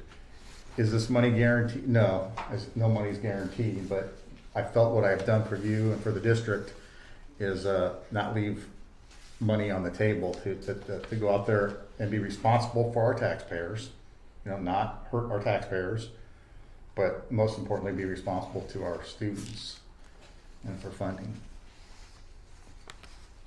That's a lot, but that's my recommendation. We fall in that 4.99, and then we look at a tax rate that's very fair to our taxpayers, and I've levied for more money.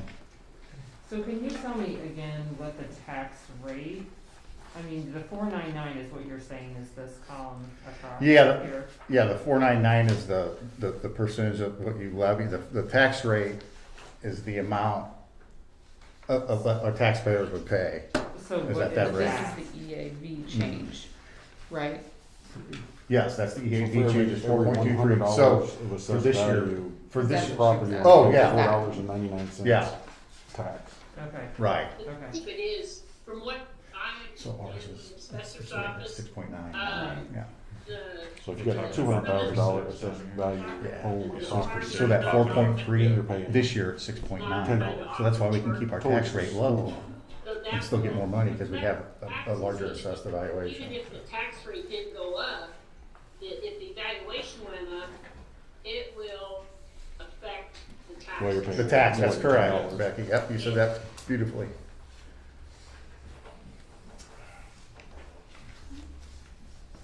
So, Jeff, if we need to just levy around a little bit next week or two, we can do that, from what I understand, is that right? That's correct.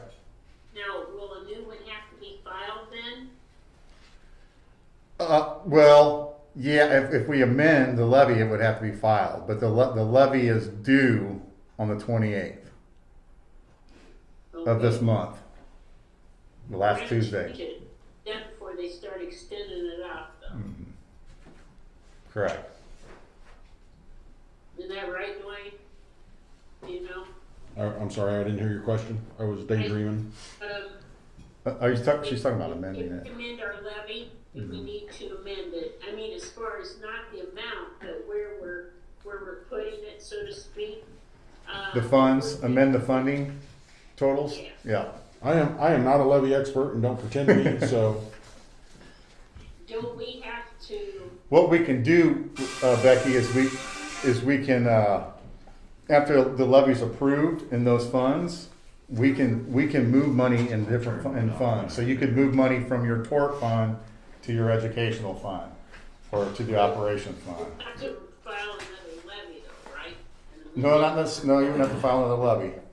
No. Okay. No, But you would have I think that just falls under amending the budget. That would be amending the budget, and Yeah. you'd have to have a hearing. You have to have a hearing to do Budget that, hearing for it, to yeah. transition I those just monies. make Yeah. sure, that's all. Mhm. Could be 84, 85 bucks.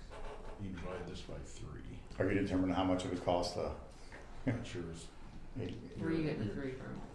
that's just the way it works. Your property value is divided by 3 and then you're assessed on that. Yeah, about a third. So this would be like 67,000. And then $5, you divide this by 100 to get 670. That's why I should go home, how much it would cost a home. Oh, so Yeah. you're breaking it down Mhm. to the assess.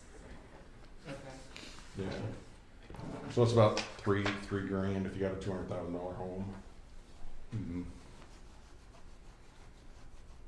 Okay. That's what your taxes would be, approximately $3,000 a year. And like I said, the evaluation This isn't just real estate, is it? Isn't it any landowner? Yes, Correct. It's there's different tax. Property tax. Property tax, yes. So that involves, that's part of this, correct? Farm ground, it's Farm commercial ground, property. right. And the majority of our school districts farm ground. Anything within Yeah, our the district. majority of our funding is local taxes too. Yep, Yeah. because they're running a business farming and it's, And Yeah. Yeah. two-thirds of your property tax bill goes to the school, Right, yeah, roughly. I hear about that every day. yeah, so homeowners and business owners, we're all accountable. All I can say is if it wasn't for our farmers, and I'm not trying to take away from the homeowners, but if it wasn't for our farmers, our district would really be in bad shape. Right, 'cause the farm ground just keeps going up in Yeah. value. Yeah, I think most people could agree with that as well. Sometimes. Do we have any other discussion as far as the tax levy goes? In the Midwest is driven by farming everywhere. If A not, lot of ways anyway. I go to training need a every motion year. and a second. Even though I know it now, I go every year. to approve, to go along with Mr. Schoonover's approval, on the tax levy as drafted for the, 2022 fiscal year. Make a motion. A motion for Mr. Scow, Second. a second for Mr. Ratterman. Mrs. Walter, will you please call the vote? Mr. Scout, Yes. Mr. Ratterman, Yes. Dr. Hirschberger, Yes. Mrs. McCracken, Yes. Mrs. Rose, Yes. Mrs. Young, Yes. Mr. Stearns. Yes. Motion passes 7-0. And I'll need Mr. Stern's signature and Rebecca's, somebody before tonight. All right. Virtual signature. Okay, item I'd like to sit down 7.4. sometime and have you walk me through this a little bit better. Oh, yeah, absolutely. I'd love to sit down with you and talk to you about it. Yeah. So item 7.4, approval to rescind the vote on compliance with the Illinois state mask mandate to go mask optional, discussion and action item. Mr. Scott, you requested this beyond. Would you like to start off? Sure, Chris, thank you. Appreciate you giving me the opportunity to even talk about it this evening. I just think we've been going along with the mandate up to this point, and we're still seeing quarantines happening. We're still seeing kids being sent home. I feel like I've been going anywhere from about 2 hours out around in any of these areas to multiple different sporting events. I want to try to tread lightly so I don't put anybody on the spotlight in specific, but I feel like a majority of, even in school, when I've been in the classes and then in the schools themselves during operation, that we've pretty much kind of been already at a mask optional, especially at sporting events. It seems to be, it's pretty split down the middle as opposed to what's being visible out there. I think I'm seeing and hearing from parents down at the elementary, I think behavioral issues are starting to happen.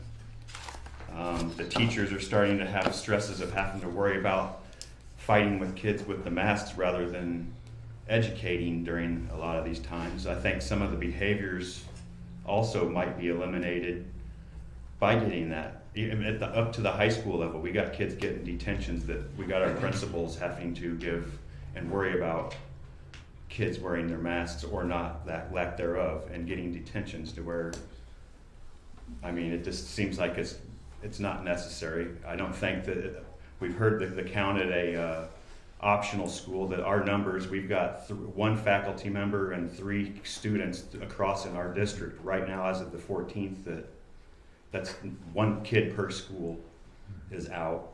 I kind of went blank. I had one more statement. I just feel it's time to remove. They're not working completely like we're expecting them to. I think that the stress, we could remove stress levels off of our teachers and administration. That's where I'm at. I would love to remove the masks and make it be an option that the parents make that choice to send their kids. I know what the other was, is the expenses that we're spending on this. What could that money that we're spending on masks that are getting thrown into the trash cans, that money could be going to help with this audit that I heard tonight. It seems like we've got some work to do. I mean, I'm not an expert in that fashion, but it seems like these funds, we're in a warning zone. And I think every single penny counts. That's even with the buses, the idea of the outsourcing. I think we should investigate that stuff before we go pulling a trigger if we get something brought to us and be like, ooh, that may be something to look at. I just think it's time at the start of the new break to give our kids that opportunity to be free of the mask and let the younger kids see their teachers and actually be able to do the speeching, the speech pathology and all that stuff. I think it's time, man. We're seeing that the numbers, one way or the other, I don't believe that this mask is going to change our count in that fashion. So I'll leave that if anybody else would like to say anything. That's what I've got to say. Thank you. I'm assuming this whole sports thing is they haven't changed their stance on. No, the IHSA, he was in the same meeting I was at, but the joint conference was, the IHSA, when they put this out, they laid out what their sports health experts within the IHSA had deemed as far as what they wanted for guidelines for masking and health safety protocols and stuff like that, and they submitted them to the state. And the state health Department of Health is who came back to them with the guidelines. In the fall, volleyball had to wear a mask. Outside sports didn't have to wear a mask. In the winter, wrestling, cheer, competitive cheer, and competitive dance did not need to wear masks due to potential health safety issues.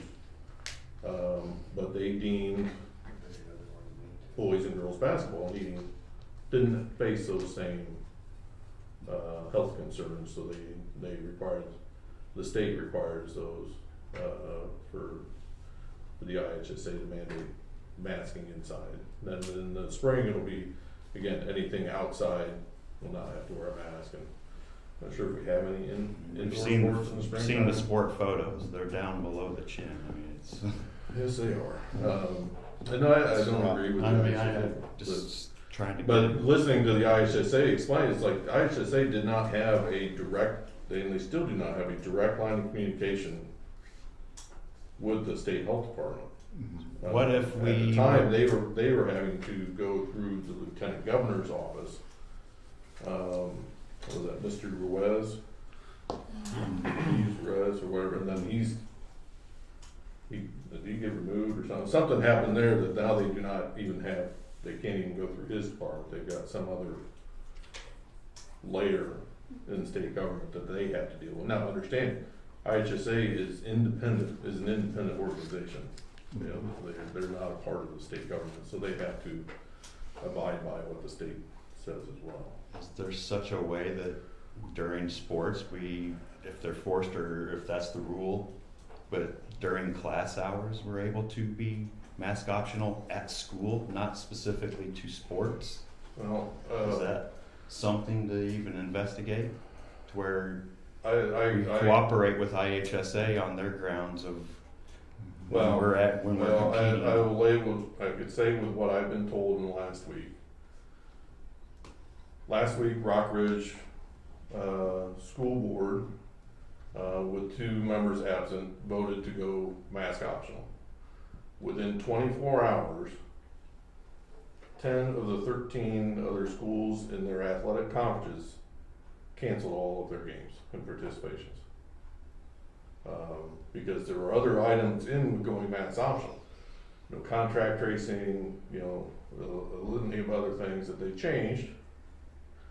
That 2 days later, they had an emergency meeting to rescind the vote, and went back to mask mandating. So it was a 3-2 vote approval the first time around, and then it was a 4-0 with 3 abstaining votes to rescind. So I mean, we would face the same thing if we decided to rescind this vote. Other schools that we are engaged with will cancel any engagements that they have with us. What is our? And I'll be honest, I already had one senior get everything asked. You know, she was a potential state finalist in track and field, didn't get an opportunity to compete. We had a whole nother senior class that really almost missed all of fall and half of winter sports because of some of the IHSA decisions and you know, sports schedules and stuff like that. And I can't do that to any other students, run the risk of having competitions canceled and whatnot. The thing that's a little frustrating to me is, even though we're supposed to be wearing masks in school, our kids are still being quarantined wearing masks. Like, I thought the whole purpose of wearing masks is to avoid some of this quarantining, and that's not happening. Right. That to me is what's frustrating. If we're gonna wear a mask, then, and the mask is supposed to be so awesome, then why are we still quarantining so extendedly? Correct. I don't understand why we're doing that. The whole thing. I mean, you can look at pictures. I mean, On average, amazing. how many do we have quarantined each week? Would be something we could 'Cause I know the website's not updated. touch base with ADs in our area and just maybe even it for fluctuates. just keep a pulse on things. You know, on average. Because Rockridge is what? Boy, I didn't anticipate that. Some weeks are 0, some weeks are like 5. They're in our junior high conference. Rockridge is. And no, we've not had a major. in talking with Mr. Mosky. The worst part has been after that, sports. I'm super aware of that, yeah. Right, and like the sports issue with the issue. junior high basketball team, right, like, when I talked to Miss Kimball, she had indicated it was not her decision to quarantine all 6th through 8th grade basketball. It was the health department that overrode her, saying they were exerting, and that's why the mask That's correct. didn't. So it was not her decision to do that. Exerting what? Because they're exerting when they're practicing. So they're forcing more air through a mask, which is getting out of the mask, which is making the mask totally non-functional. You can wear 5 masks and it'll still come through. So there are a lot of things I think that are even outside of her control that, well, and then varsity boys basketball. They had a contest versus Peoria Quest last week. Peoria Quest had a player test positive. There were a number of our boys in our team that, you know, were able to check off certain things, whether they weren't wearing their mask properly, you know, when guarding this kid, or they weren't vaccinated, and even though they're perfectly healthy, they were still required to quarantine, and that's why there were a couple of cancellations in the varsity boys basketball schedule, because there weren't enough. Mr. Hughes didn't feel he didn't have enough players to compete. And some of those students that had contact were not quarantined because they had been vaccinated. That's a whole other debate, I know, but that's what happened. That's why it wasn't the whole starting 5. In a way, I'm thankful that nobody's policing a lot of this because, I mean, yeah, you're correct, Ryan. At the sporting events, nobody's wearing a mask. I mean, it's a joke. And, I mean, why have the rules if nobody's going to enforce them? And I think it came down to a referee at a volleyball game that reported Knoxville up in Kewanee for not, but see, and even that, Seems it's like the host facility that's responsible. Whether the referee wanted to report us, it's Kewanee's. They're the ones that need to enforce it. But nobody's doing it. But I guess if you take away the mandate, that makes it public that nobody's doing it. Right, so but where at do you least if nobody's doing it and nobody complains, just then don't push it. let the language there. But I guess, and even at high school, I know my kids have said at the high school, it's very lax. I mean, a lot of teachers are very lax. A lot of teachers, I shouldn't be saying this, That's why I was trying to be aren't very wearing masks themselves. So I think the most of the problem is at the elementary school. And unfortunately, that's where it seems to be most critical that the masks be removed. I just heard the other day that mental health in young kids is at its all-time high, and they're attributing it to this isolation and masks and the whole COVID situation that they're growing up in, which is sad. The whole Losing emotion. You're correct. It's been hard on our kids, absolutely. So where are you at, Alan?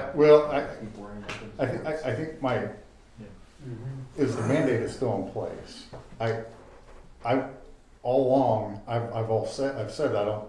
I mean, I wish we didn't have to wear a mask, but my stance hasn't changed in that I want to make sure we're providing every opportunity for every student. I want to make sure we provide the opportunity for them to go to school, the opportunity for them to be playing sports. You know, ultimately, I want everybody safe. That's the number one. So yeah, it's difficult, but my stance hasn't changed. I mean, who says that the state couldn't turn, and I know Ryan would probably disagree, they couldn't turn around and put us on probation, right? If we voted to rescind, we could be back on probation again. You know, it's kind of Russian roulette. You know what's going to happen though. Then if we're not following the mandate, are we going to start taking funding away again or threatening that? I don't know, but to me it comes down to I just want our kids to have the opportunity. I do not want, I believe what Mr. Stern says, if we would rescind this and then all of a sudden we've got everybody, all the other wrestling teams, other schools, all the basketball, other schools, we're not playing you then. So that hurts our kids. And not only I don't want our students hurt. And not just athletic, what we would also, I mean, there's a great possibility that Galesburg wouldn't allow the vocational kids to go over to school. The kids in the special ed department that we bring in, their home districts might have to find other alternatives for education for them as well. Isn't the rules that you have to be with, or if you're unmasked, that you have to be away 6 feet? Isn't that correct? 3, I think. 3 feet right now is if you're masked. Masked, yeah. but if you're unmasked, isn't it 6 The foot? CDC recommends 6 feet. Is there any way that we could really start to integrate any different practices that would allow these kids opportunities to be mask free for part of the classroom session? Can we try to accommodate that in some sort of way? I mean, or is everybody just kind of, we've worn masks for so long, everybody's used to it. I mean, can we try to move in that direction We're in the a little hallway, bit take to it off try and just sit down at your seat. It's just like the restaurant. I mean, we've got space issues. Obviously, not all the classrooms are the same size, especially in the older building, whether it's Mayfield or the junior high. The rooms with our students per class on a full-time schedule. We just don't have that. We don't have enough room. The high school classrooms are a little bit larger, where it might be possible, depending on class, because some classes are bigger than others, based on elective choices. I don't know, I just think, can you jam this half the class for the morning, and these all kids are 6 feet apart, so all morning they can be mask-free, and then we scoot desk, and we spread this half for the afternoon, and they can be mask-free, or, you know, just something to be creative, to make. Well, I know one, You gotta push toward getting them off, that's all.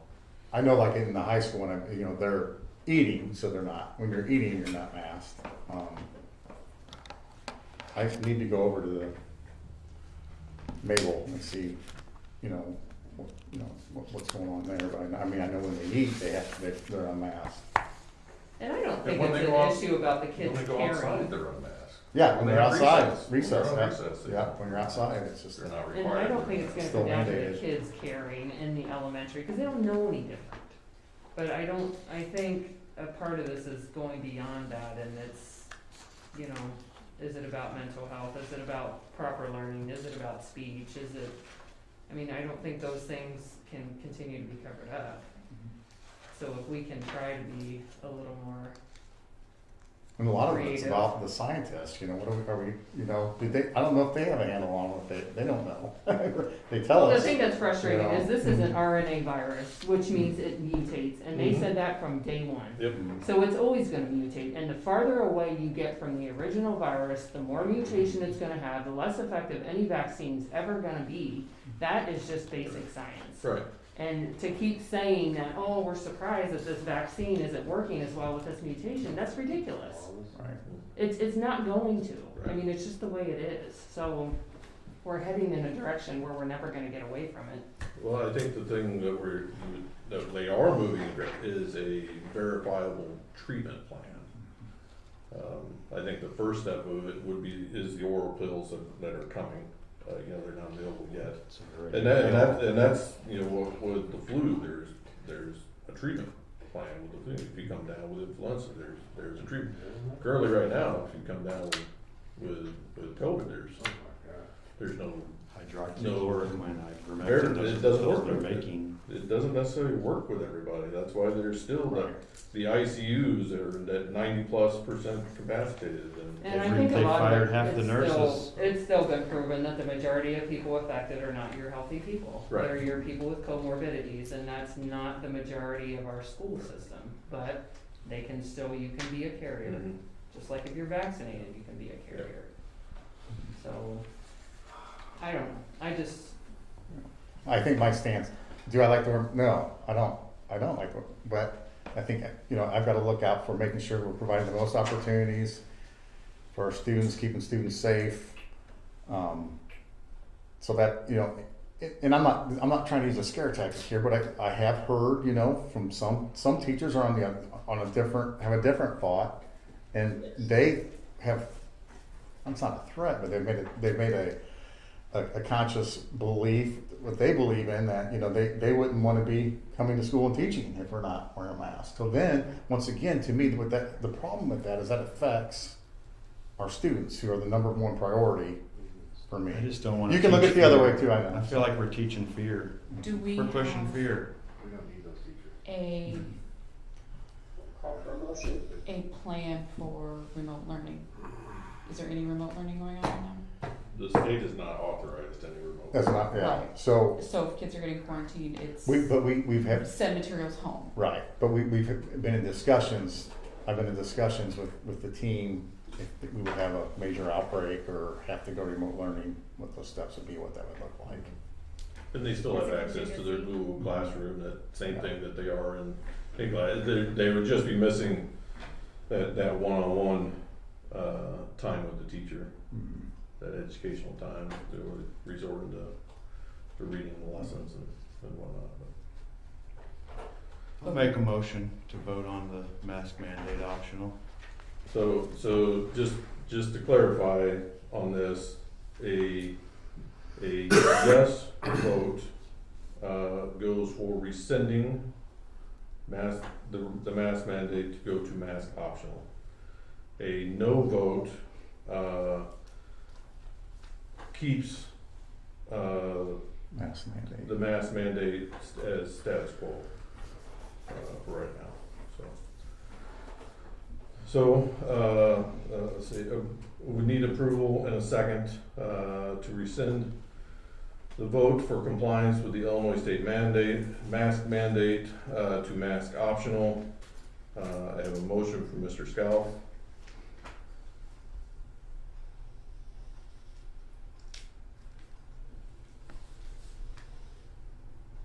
Would anybody like a second?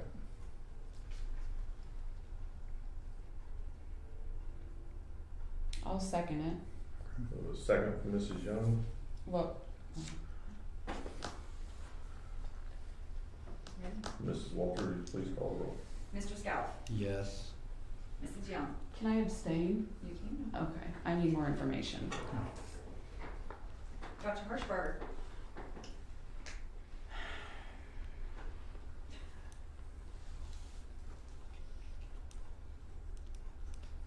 I think I might abstain too. okay. Mrs. McCracken, No, Mr. Ratterman, No. Mrs. Rose. No. Mr. Stearns, or Mrs. Young, are you gonna abstain, Mr. Stearns? Sorry. No. Okay. Motion fails. We will stay in compliance with the mask mandate. That was one yes. 1 yes, 2 abstain, 4 no. 4. Thank you. Yep. Moving on, correspondence and other business, item 8.1, joint annual conference. Mr. Schoonover, do you have something on that? Yeah, I believe, Rebecca, you wanted to talk a little bit about your meeting and the votes on this for the joint annual conference?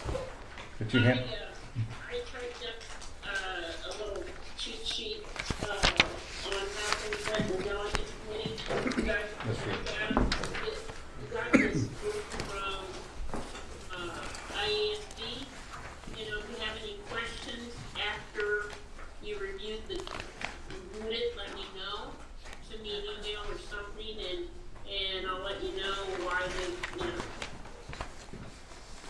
It was an interesting thing that I went to. I'm glad I did. Mercer County has presented for the last several years. They want guns in the classroom. It got voted down again. Even though the resolution committee voted to have it, it's because they cover like 324 or 378 square of miles of district, and their closest police department is not very close, so that's why they keep wanting it. But anyway, look those over. If you have any questions, email me. Okay. It was interesting. It was started at 10:30. This is the first year that they didn't use the paddles.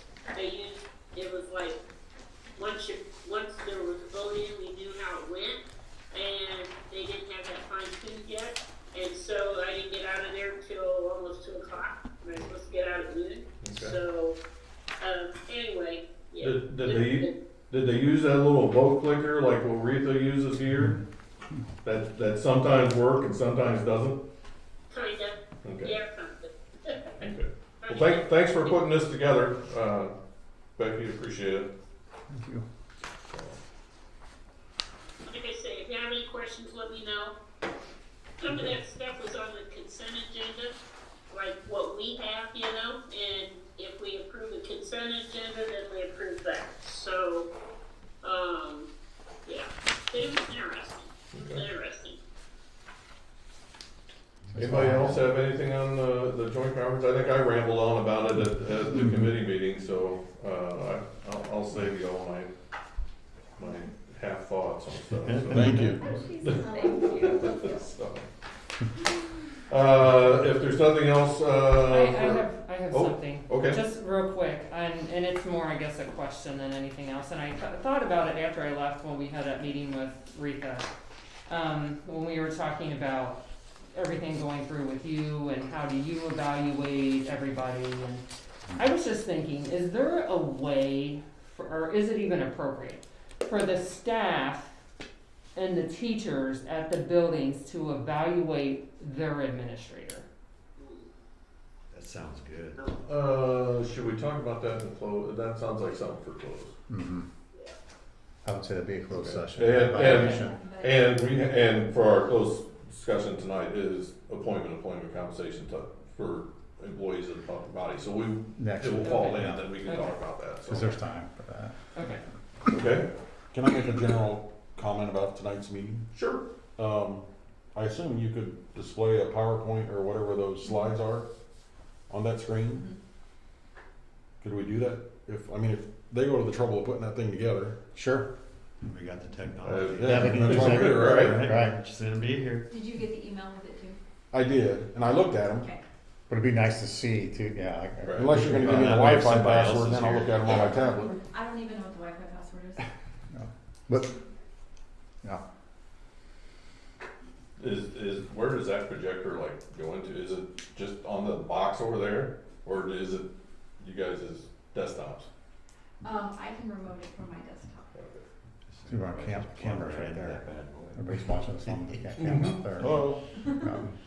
Yeah, People are looking at me now. I can only think of maybe one or two times that we've even used the projector in here. Well, But I've also asked the same thing in the past, like, well, yeah, you guys, Yes. why not put this up here? Or there's been other presentations that. Sure. Let's make it happen. Make it happen, yeah. Definitely think, We can do it. use that as a plus. We'll make it happen for sure. I'll talk with Nick to make sure, but I think Retha had it up, so why couldn't we? Projector. Yeah. Right, she used her own. Never own. I have to figure out how to work this one. We'll figure it out. We'll get Nick over. Yep. Nick can give us a I can come in. There you go. Projector obsolete. If there's nothing else for other business, closed session is the next item for the appointment, employment, compensation, discipline, performance, or dismissal of specific employees of the public body or legal counsel for the public body, including hearing testimony on a complaint lodged against an employee of the public body or against legal counsel for the public body to determine its validity. That is 5 ILCS 120/2C1. I would need a motion and a second to go to closed session. I'll make a motion to go into closed session. Motion for Mr. Radman. A second. Second for Mrs. Rose. Ms. Walter, will you please call? Mr. Ratterman. Yes. Mrs. Rose. Yes. Dr. Hirschberger. Yes. Mrs. McCracken. Yes. Mr. Scout. Yes. Mrs. Young. Yes. Mr. Stearns. Yes. We are now in closed session. What We take about my 3 more bladder's minutes floating, to baby. Use the bathroom. use the facilities, get a drink. I'm gonna shut up for a second. You're gonna have to take these? Yep, I will take it. I'm only giving you. Right? Well, those that was paid 5 times. Okay. Okay, that's Okay. good. Well, you said fund I like balance. what you said. Yeah. But I like, let's have fund balance, Right, because right, what about, right. those are fund Okay. balance. We'll talk Did you about stop it. that one? Sorry. Yeah. On each fund. I have started yet. Can I start now? I'll include Yeah, that. start it now. With So you the don't board forget. doc. And There's then, another report, but it's, Fine. it's And just- pages. you can set this on And my it desk does if you want. total it, Okay. but I it's, might be in first thing in it's the very morning. for the, Okay.